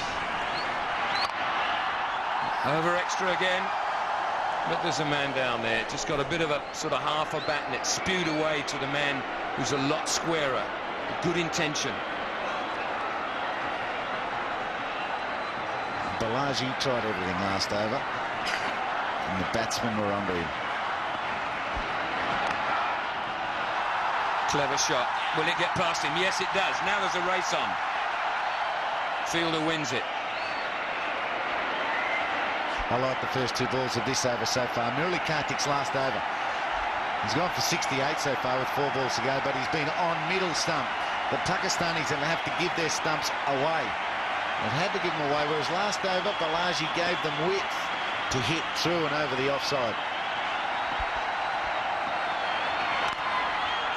Straight, look for 2, run hard. Doesn't have to, it's gone for 4. Exquisite timing. Now suddenly it's 46 from 33.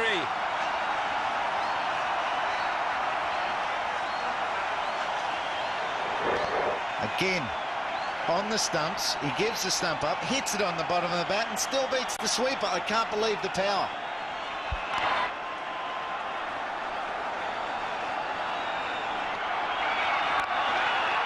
Whipped away through mid-wicket.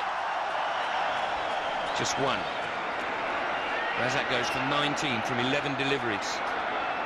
Just the acceleration that the home side requires. And they've got to keep it going.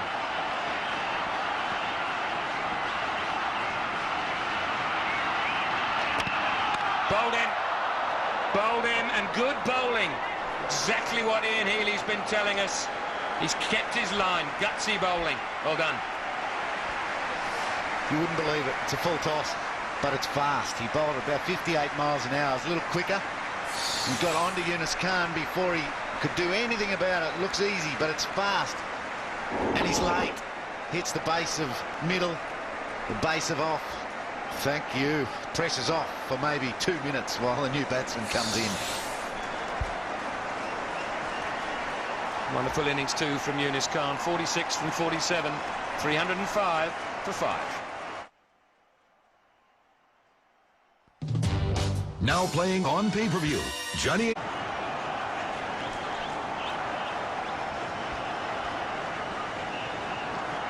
Moin Khan, clever little player, doesn't average a great deal, but look at the strike rate, 81.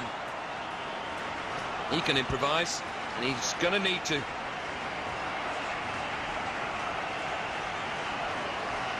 Another man that's in good form. Yunus Khan in his comeback match gets cleaned up by a full toss, but good bowling by Kartik. Back live, Moin Khan working into the gap on the offside. Moin Khan's been averaging 35. We see his career is 23. 35, 5 for 306.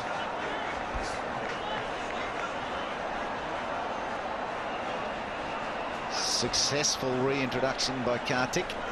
Takes the wicket of Yunus Khan. The last over by Balaji was so entertaining. Abdul Razak's come in, hit 19 from 11. Balaji's been on the brunt of most of that. He's learned a lot in such a short time, Laxmapati Balaji.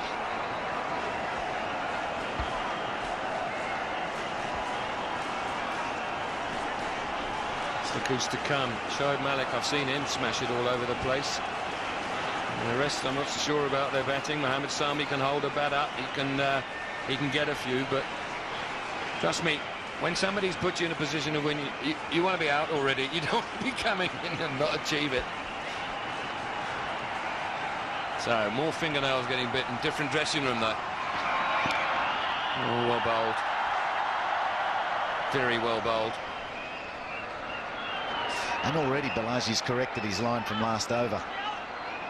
To Razak and Yunus Khan, he was so wide. Outside off stump. First ball of this over, smack bang on middle. French cut by Moin Khan down to fine leg. Right, Moin Khan's demonstrating something to Razak. 43 from 29. They're telling him that square leg is back. John Wright's getting restless. The head's down, the head's up. He's walked around it. He's loving it. They've made some moves on the leg side. They've got two men back. Fine leg is quite square. Square leg is just in front of the square line. And Ganguly, just three men patrolling the whole of the leg side. Once again in the block hole. Should only be one. It is. He's bowled jolly well, this lad. He really has. Well, the odd moment where he's gone for a boundary, but by and large, he's the one guy who's looked like he knows exactly where he wants to put it. And 9 out of 10, he puts it there. He's bowled in these overs a lot in Australia this summer.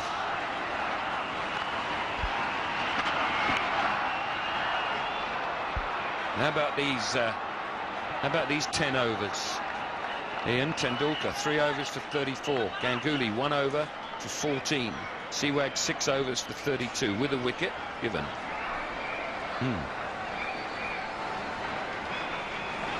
The 6 overs for 32 by Sehwag, not too bad. That was when the heat was right on. Maybe they need to use him a little earlier.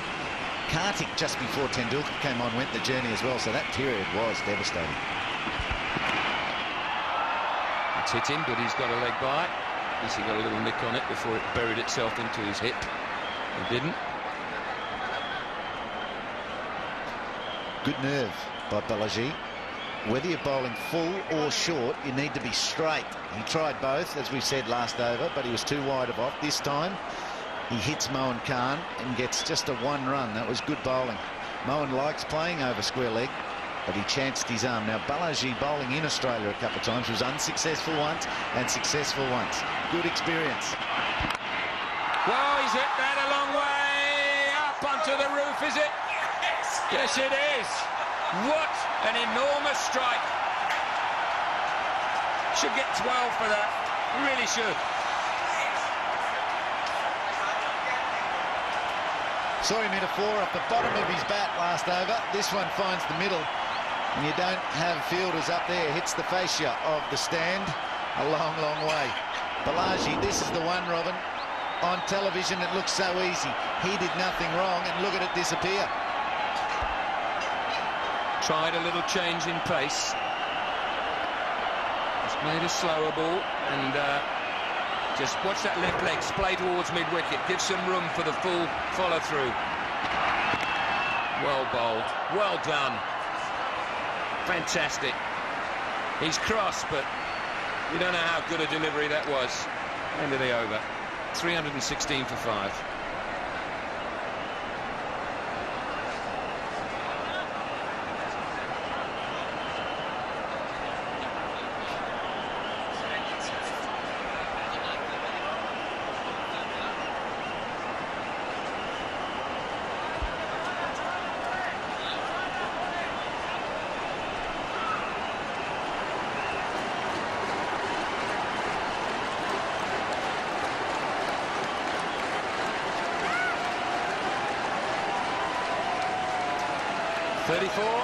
From 24, and that's if they're all legal.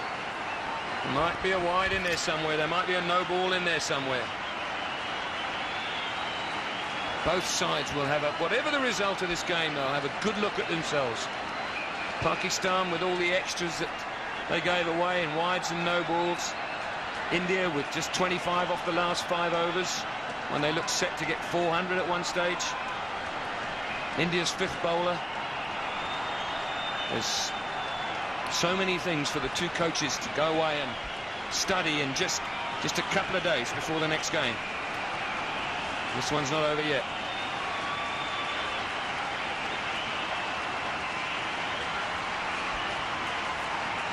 Right, how's the ball feeling in that hand?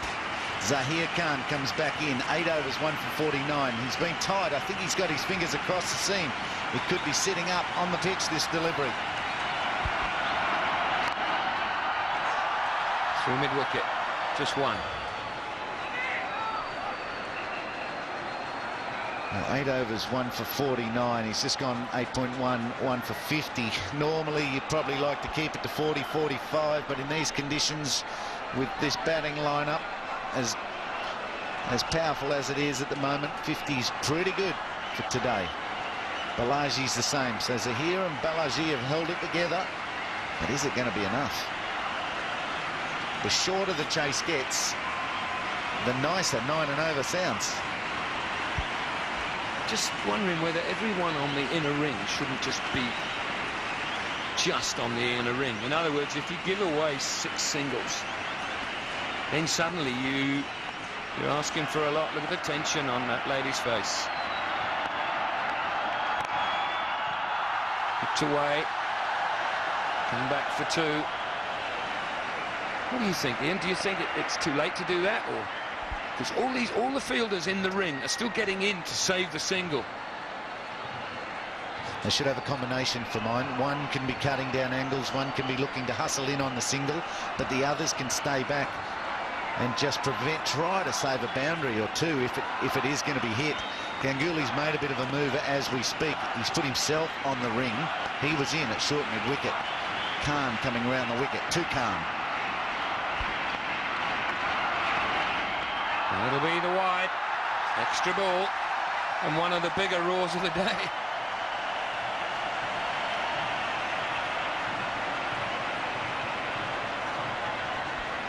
He's looking to angle it in. You can see how he's thinking, but you've got to get it right, Zahir Khan.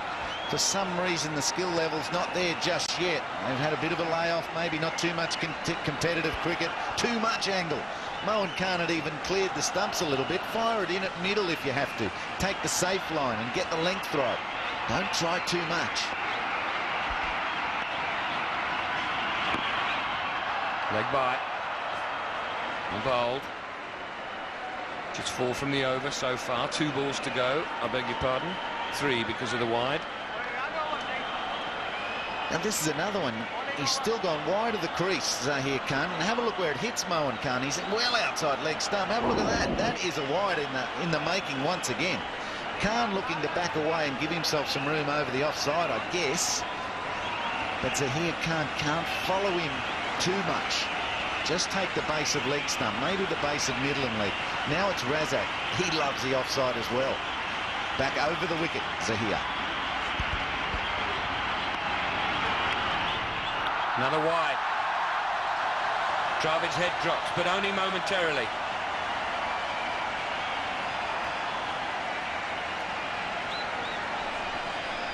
Got to cut the risks, Zahir Khan. Got to cut the risks. Be conservative. Bowl that same length. It was great. Yorker length, but he's got to get around the stump somewhere. Don't worry about what the batsman's doing. Get him out of his mind. Get the base of the stumps in your mind. And I'm sure, surely they've grooved it at practice. They've practiced it for hours and hours, this Yorker, the base of the stumps. Have they? Let's have a look. Bowled in. Well done. He's come back well. Razak looking to give himself room, and the off stump goes back. And this becomes more and more of a nail-biter. An eerie silence falls over the National Stadium. Gutsy, skillful bowling. He'd gone wide, wide. Now the slower ball. He changes it in the hand, produces the offie. It grips on the wicket, and Razak about now thinks, why didn't I slot it? I'm out playing feebly. Why didn't I go through with the big shot? Khan has fooled me. He's out 28 from 20 balls required, 6 for 322.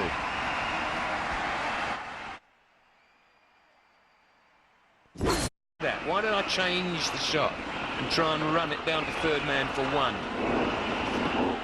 The result might still have been the same, but it wouldn't have hurt quite so much. Very clever bit of bowling. And I got the sense that Abdur Razak wasn't that happy when he got out. He's really disappointed. Malik on the way out in the throng of people, and Abdur Razak, his disappointment's very, very clear. But what a valuable contribution. 27 from 16. It's a magnificent innings at this stage of a match.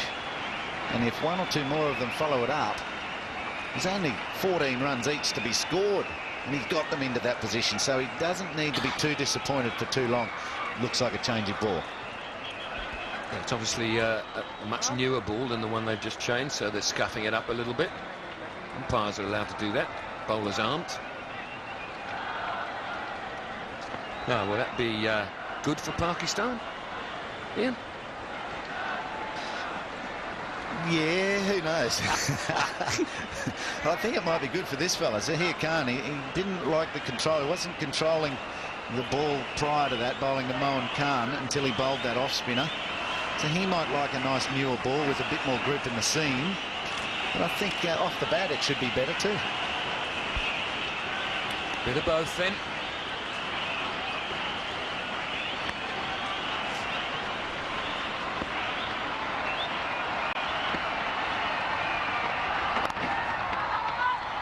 Two here. If they run really quickly, Moin Khan stumbled just a little bit, so it will... Oh, here's problems. No, the throw isn't accurate, so they get their three. Oh. This is what you talked about, Jack, is the man at mid-wicket being so far off the ring, allowing three here instead of one for a start. If Ganguly was on the ring, it was just a simple one. He turned it into a three, and the throw was under pressure. Rahul Dravid wasn't near the stumps to go and collect it and get it back to the stumps. Nehra at least threw it to the right end. You mentioned Moin Khan slipped over. He did throw it to the right end, but it wasn't near the mark. Ganguly at the moment is back on the ring.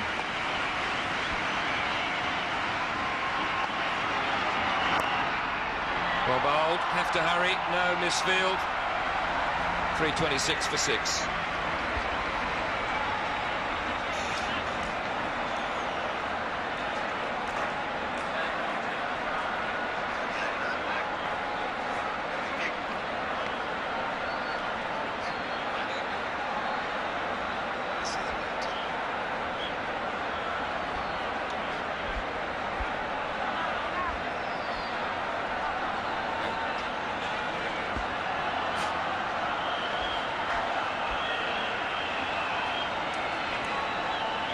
India 349 for 7 in 50 overs. Pakistan with 3 overs to go, a 326 for 6. Another board meeting. Zahir, Ganguly, Balaji, the man with the responsibility. One good over from him now. Look at that. Wickets and the worms join all at about the same time. 24 from 18. That red worm has been taking aim at those 3 white boxes at the top of the white worm for a long time. The Pakistani bowlers got themselves back into this game, and now the batsmen, can they throw away their problems at the start of their bowling innings? Full toss on the shin bone going down. The bowler will feel a little lucky here. Moin Khan will be irritated he didn't get something on it. Dot ball. Even the dots are eventful. That's why the Yorker is hard to bowl. It can become a full toss. And with these risky players, boundaries are easy. 1.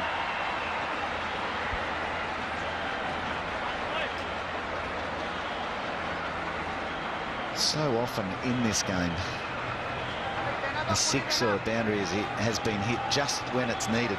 That's about now, I reckon. The crowd are just sitting pensively. The Indians are chatting out in the field. Captain's conference.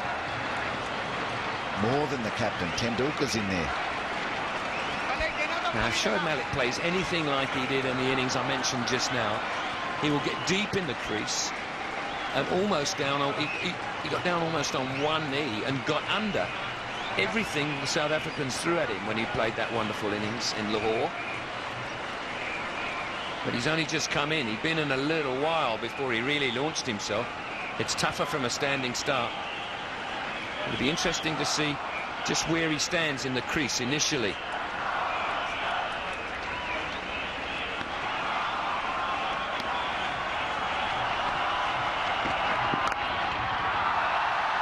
Got that away. Should get 2. Oh, they will now. Well, they were anyway. Didn't cost anything, Sachin. All the corrugations in the field are really being felt now, and there's not too many of them. That one was bobbling out to Tendulkar, and he felt it. So even the great man has tightened. There's the youngster, Shoaib Malik, 22 years of age. Has he got any nerves yet, or is he still too young? No, he's pretty orthodox. Foot either side of the line. Full toss. Man back there. 4 balls gone. 4 runs scored. Good over so far. If he can avoid a boundary here, he'll settle for 2 more ones. Big time. And it won't make much difference to the contest either. Pakistan will settle for 6. They only need 8 and over, so if that pushes up to 9, that's what they've been chasing for 15 or 20 overs. Up in the air and over extra. 2 more. There's 6. 6 and over. Another full toss by Balaji. He has to be careful. Try to hit the deck if possible. The base of the stumps rather than floating it up, but not easy to do. Under great duress. Big, circular, fast backlift by Moin Khan. Really, really quick bat speed. Smeared away on the onside. Only 1 this time. 3 to 6.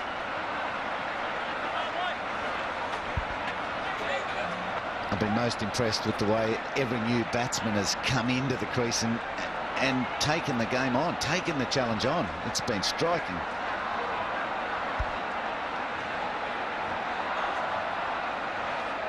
Moin Khan, 9 from 11. Shoaib Malik, 6 from 3. Oh, not too many needed.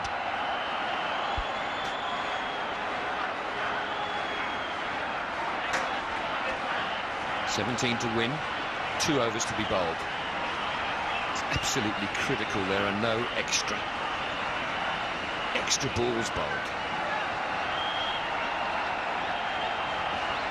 I'll tell Pakistan about it. 30 extra balls they bowled. They bowled 55 overs. India have bowled them back 9 extras, I think. So they're 21 deliveries more they've had to bowl. So less to face, and they're still right up there. 17 runs to win. Be nice to get 10 or 12 off this one, Robin.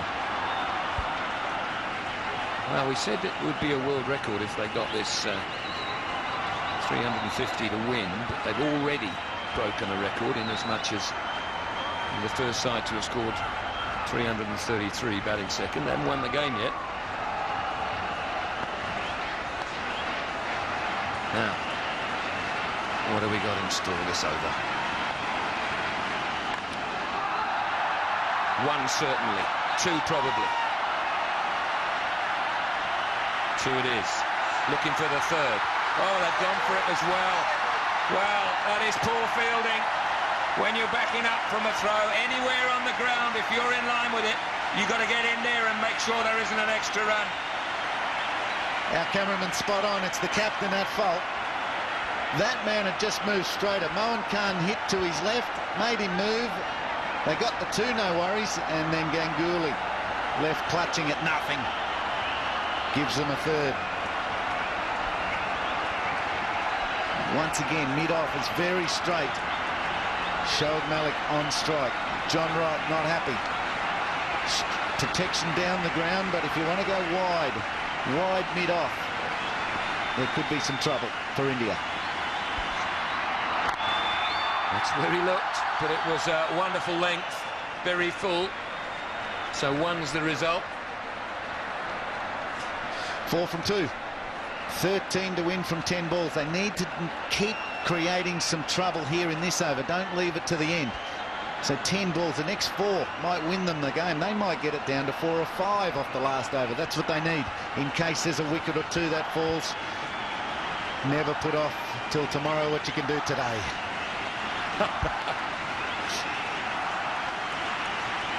David Miande.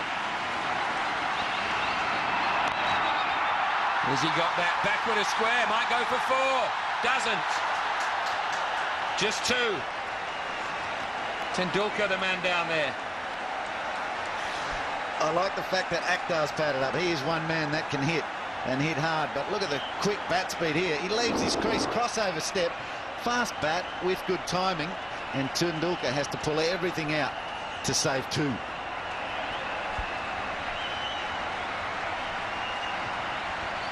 Six from the over so far.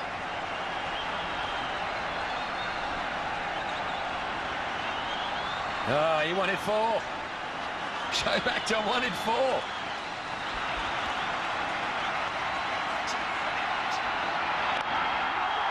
Down to long off. More running to be done. No.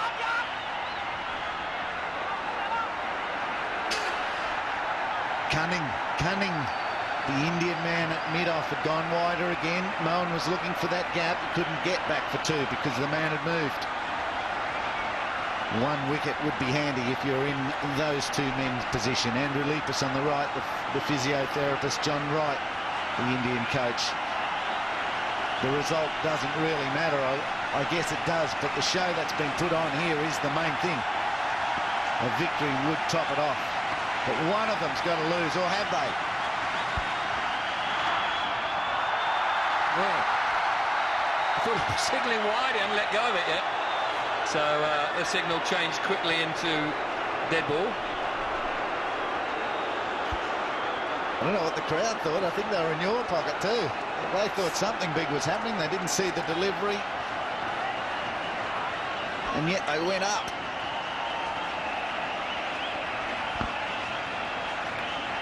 Two world records already broken. Highest score batting second. Most runs in a match.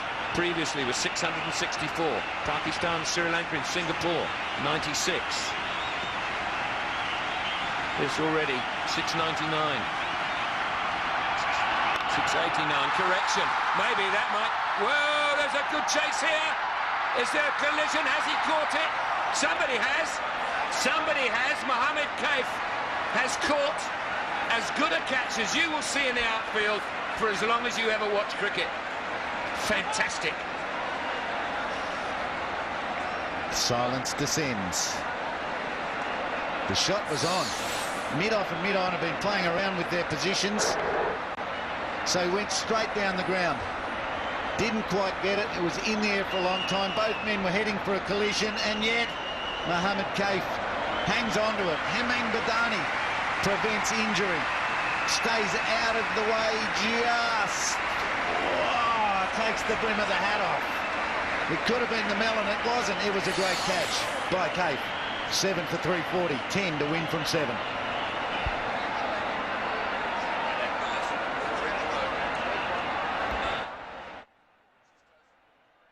Commitment in the field. Just watch this. Mohammed Kaif, eyes on the ball all the time. Another player coming in from his right, and he dives over him, takes the catch. How he didn't smash into. That should only be one. It is. 9 to win from 6.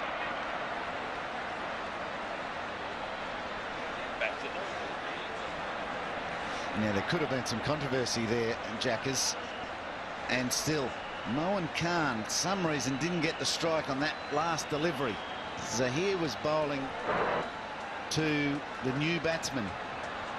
They must have crossed, surely, in that much time, but can they cross for a second and cross out of it? I'm not sure. 6-week suspension for that in football.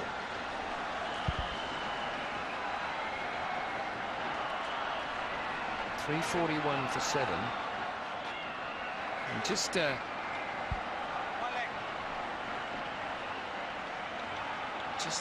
Navid came in, this is actually quite fascinating and could be very crucial. Fields.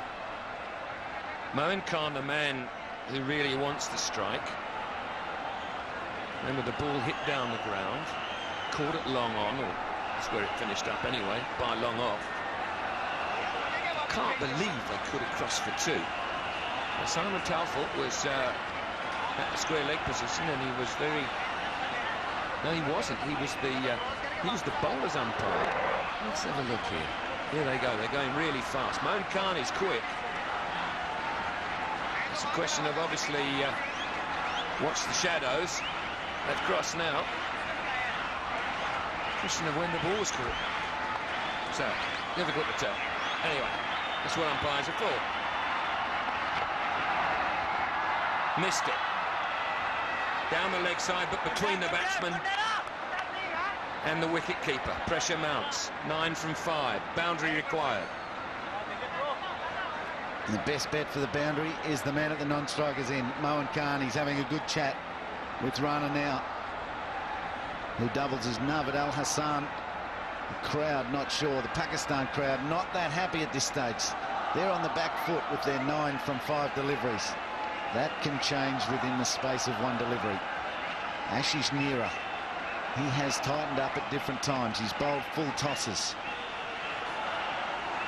Can't get more pressure than this. Yorker. It will get Moen Khan down there, but what a good delivery. Perfect. Right in the block hole, only 1. 8 from 4. Boundary still required, at least 1. Preferably for the home side, a big one. Javed motioning, watch out for the slower ball, watch out. He's trying to coach from the balcony, which is fine. Do you think they're looking at it? Who cares? He doesn't, I don't think. Let's have a look at the field placings. They're ringing the changes, that's for sure. Third man is up. There's no one. Anything skewed over third man or through that backward point region is 4. They've got a sweeper, mid-off and cover. Regulation offside field. On the onside, just 3 men. 3 men, mid-wicket vacant. Down the ground, past the bowlers, follow through is another area. You may be able to create some pressure. No, there's a mid-on back there. I've gone delirious. Mid-wicket might be the go. He's got it between the batsman and the stumps again. What a good over this is. Another day, that's a little inside edge and it flies down for 4. Today it wasn't. Meandad saying, get away, make room, play it on the offside.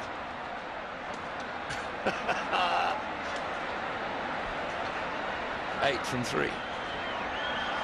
Too late for any coaching right now. Moen Khan's the man in the middle with the experience. His mind has got to be clear. He's got to know where he can hit a boundary.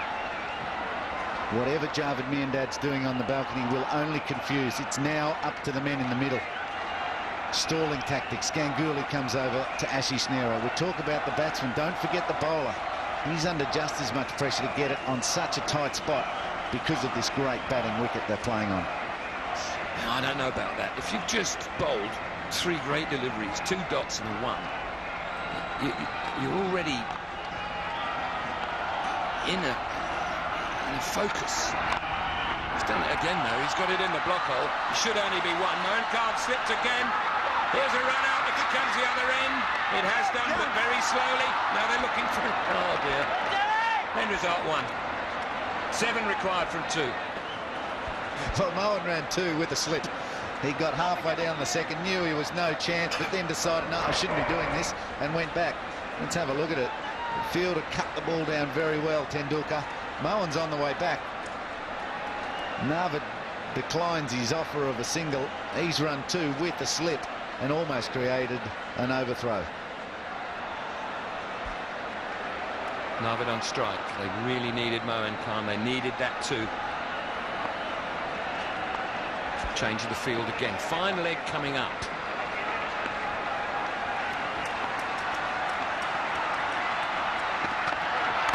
Block hole again.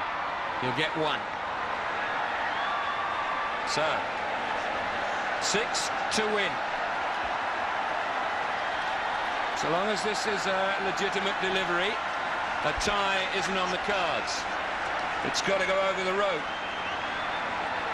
In the air. It only goes over the rope along the ground. India win. Another conversation with the bowler. Slower ball a good idea, yes? No, Robin. No, I better get down to you too. If you were the bowler, I better get down to you and let you have a bit of a chat too. Hopefully the suggestions are very simple in there. I think Javad's saying, trying to get a message out there, back away and try to hit a 6 over cover. Well, what a shot. What a shot that is. He's done it before. He's hit a 6 off the last ball. The ball has to be in the right slot. Mohan Khan, I guess, is very powerful over mid-off and cover, so that shot is his. So firing in a Yorker at leg stump can almost be unhittable and unwinnable by Pakistan. Don't the 30 freebies they've given away mean a lot right now? Yorker, or don't let it pitch. Low full toss is very hard to hit for 6. Yorker's perfect. Here we go. He's hit it up in the air. He will be caught. And what a fantastic game of cricket we've just witnessed. India looked like winning for a long time. Pakistan suddenly came back into the game, and a wonderful innings from Inzamam ul Haq looked as if he'd wrested it away from the visitors. He got out, and those below him just couldn't quite manage. But wow, what a game. And the pleasures of this day continue, because the silence that fell over this ground lasted only about 3 seconds before the crowd applauded. They've enjoyed it, they've appreciated it. Their team hasn't come out the victors, but everyone has been on edge for a long, long time. The topsy-turvy nature of such a contest has been something to behold.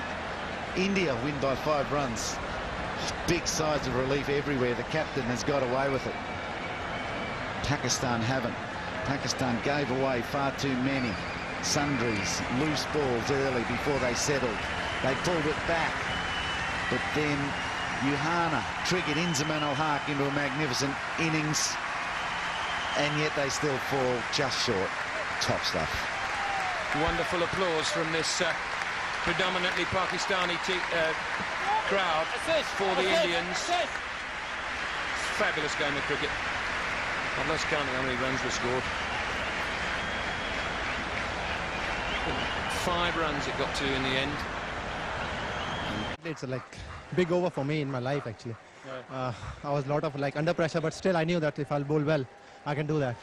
It must have been tough bowling with the 3rd man up, you know, and yet, of course, Mohan Khan is a great force and 6-hitter. Was never over to the last ball. Yeah, definitely, but it's a good wicket. I mean, he's a good player. Like, he can hit big shots towards square leg and fine leg, but to glide the 3rd man, it's not easy, and I was bowling right up. So that's why it works for me. And Jaman Nawaz bowled a fantastic over to the Australians just recently. You've done the same here and won a game for your country. Fantastic. Yeah, it's a great feeling for me. I mean, on this wicket, I bowled like 2 runs over, and I got the wicket of Mohan Khan, so it's a great feeling for me. Fantastic. Thanks for your time, mate, and well done. Thanks. Well, he did bowl such a critical over, didn't he? Well, we've got the coach of Pakistan here, Javed. No team to deserve to lose. So what a game. What a game. Yes, I think everybody enjoyed the game, and this kind of cricket, I'm sure nobody mind, because it was very good game. Both the team played tremendously. I think if we could have win the game, it could be different for us. What can you say about your skipper, Inzamam, firstly? What a fantastic knock. I think he took the responsibility, the way he was batting, and he was unlucky, he got out, and I'm sure, you know, he must be very upset as well, because he took the game with on his own shoulder, and he was, because he was most experienced, and he was guiding the other partner as well. But it's happened in cricket. And you felt you were like you were batting with the guys there. You were signalling to the players all the time. Well, obviously everybody, you know, get involved, and because I played enough cricket, so obviously when see the situation like that, so there's no point harm or giving any signals inside. And just quickly, probably too many no balls cost you the game. I think so. Yeah, we got to sort it out, and I'm sure, you know, the person himself got to think about that. And no ball and white ball is no good in one-day cricket. Fantastic, mate. All the best. It should be a great series. Get over what we've just seen, an incredible one-day match, the start of the Sangsam Cup series. The match summary, 349 for 7, India batting first, and Pakistan almost getting there, 344 for 8, and the win is by 5 runs. So on a historic day, a record-breaking match of one-day cricket. That's what we've seen here. Well, it seems like the presentation party is ready for us. It's over to Ramiz Raja. Thank you, ladies and gentlemen. Thank you all for turning up in huge numbers to support cricket in Karachi. We're all proud of you. You have done us proud. You've been gracious hosts and terrific audience. First of all, I'd like to introduce the presentation party. The Honorable Governor Sindh Province is here with us, Dr. Ishurul Khan, and special thanks to him for organizing everything on behalf of Pakistan Cricket Board. Then we have Mr. Ehsan Mani, who's President of ICC, Mr. Jagmohan Dalmia, special guest who has flown all the way from India, President BCCI. Special warm welcome to you, sir. Mr. Shahriar M. Khan, Chairman, Pakistan Cricket Board. Mr. Vivek Prakash, Head of Marketing, Samsung India Electronic Limited. And Mr. Pawan Munjal, Managing Director and Chief Executive, Hero Honda. First of all, I'd like to invite Inzamam ul Haq to please come forward and have a few words.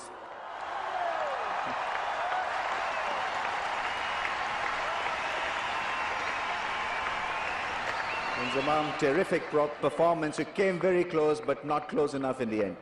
Yeah, I think it's a good game of cricket. Boys are really played well, and in the second half, and hopefully we win next game. आपकी अपनी batting बहुत outstanding थी इंजमाम. क्या आपका ये बेहतरीन innings थी one day में? नहीं, मैं कह सकता था कि इसे बेहतरीन इनिंग्स, अगर मेरी टीम जीत जाती तो फिर बेहतरीन मेरी इनिंग्स हो जाती है. अभी टीम नहीं जीती तो मेरी इनिंग्स किसी काम नहीं आई. तो अच्छा इंजमाम, थोड़े से हम भी परेशान हुए थे जब आपने टॉस जीत के खुद बॉलिंग की चॉइस की. क्या इन दी एंड ठीक था वो? नहीं, मेरा मतलब है 350 रन बन गए पहले करते हुए. हमने बॉलिंग ठीक नहीं की, नए बॉल को अच्छा यूज़ नहीं किया, क्योंकि सुबह विकेट में मेरा ख्याल था कि मॉइस्चर है जिसका हम फ़ायदा उठा सकते हैं. लेकिन हमारी बॉलिंग हमने एक्स्ट्रा बहुत ज़्यादा दी है, जिसकी वजह से 350 स्कोर हुआ.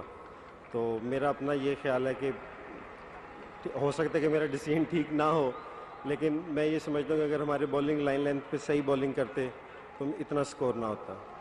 इंजमाम, कराची के शायकीन के लिए कोई ख़ास पैगाम, बिकॉज इनके लिए बहुत इंपॉर्टेंट मैच था? नहीं जी, इन्होंने जिस तरह बिहेव किया है, दोनों जो भी क्रिकेट अच्छी खेला है उसको सपोर्ट किया है, जिस तरह कराची की आवाम ने बिहेव किया है, मेरी गुजारिश है कि पूरे पाकिस्तान के लोग इस तरह बिहेव करें. इंजमाम, आप हमारे आज के मैन ऑफ द मैच भी हैं. आपको बहुत बहुत मुबारक हो. Inzamam ul Haq, today's man of the match, and he will receive his award from Vivek Prakash. And may I also invite the Governor Sindh to please hand over the Samsung Man of the Match Award, US 1500, to Inzamam ul Haq. Playing a terrific innings and almost winning Pakistan the game.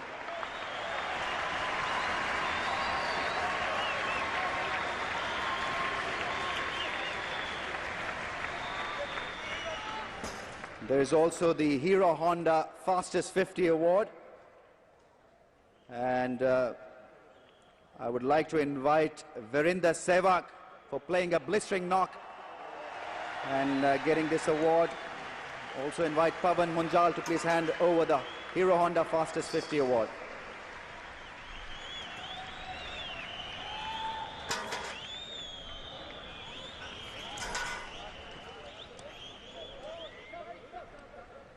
Now we come to the big award, the Samsung match-winning bonus. It'll go to Saurav Ganguly for winning this game. US 3000 to be presented by Vivek Prakash and Ishratul Abad Khan. Again, may I invite the governor, please, to also come and hand over the check to the victorious captain. You need to take that award first, Saurav. Well, a terrific start to the series. I hope it's not so close for the next 1 month. Well, 349 on the board. You would have been sitting pretty happy during the luncheon period, and certainly this blitz from Pakistan. Yes, it was. In the first 15 overs, there were 70 on the board. We had it pretty much under control, but I thought Inzi batted superbly. What can we expect from India and Pakistan in the future games? Now, this was a really, really tense game for all of us. The series is going to be a close one. I think if it's that close, it's too close for comfort for the captains and the coach sitting up there. I think it's going to be a good series because it's going to be two good sides. The wickets in Pakistan is the flattest I've seen in the world. And I think it's going to be good cricket. And how did you feel playing here in Karachi? It's nice. Since the time we've come to Pakistan, we've been overwhelmed with the way the people looked after us. We knew it's going to be a big series. We are amazed with the security that's been provided to us. I don't think any one of us has seen so much security around, but it's been good so far. Well, it was a terrific game and have a terrific series. Thanks, Ramesh. Saurav Ganguly, the victorious captain. That is what we have from the presentation ceremony out here. Thank you very much, Ramesh. As we said at the start of the coverage this morning, this is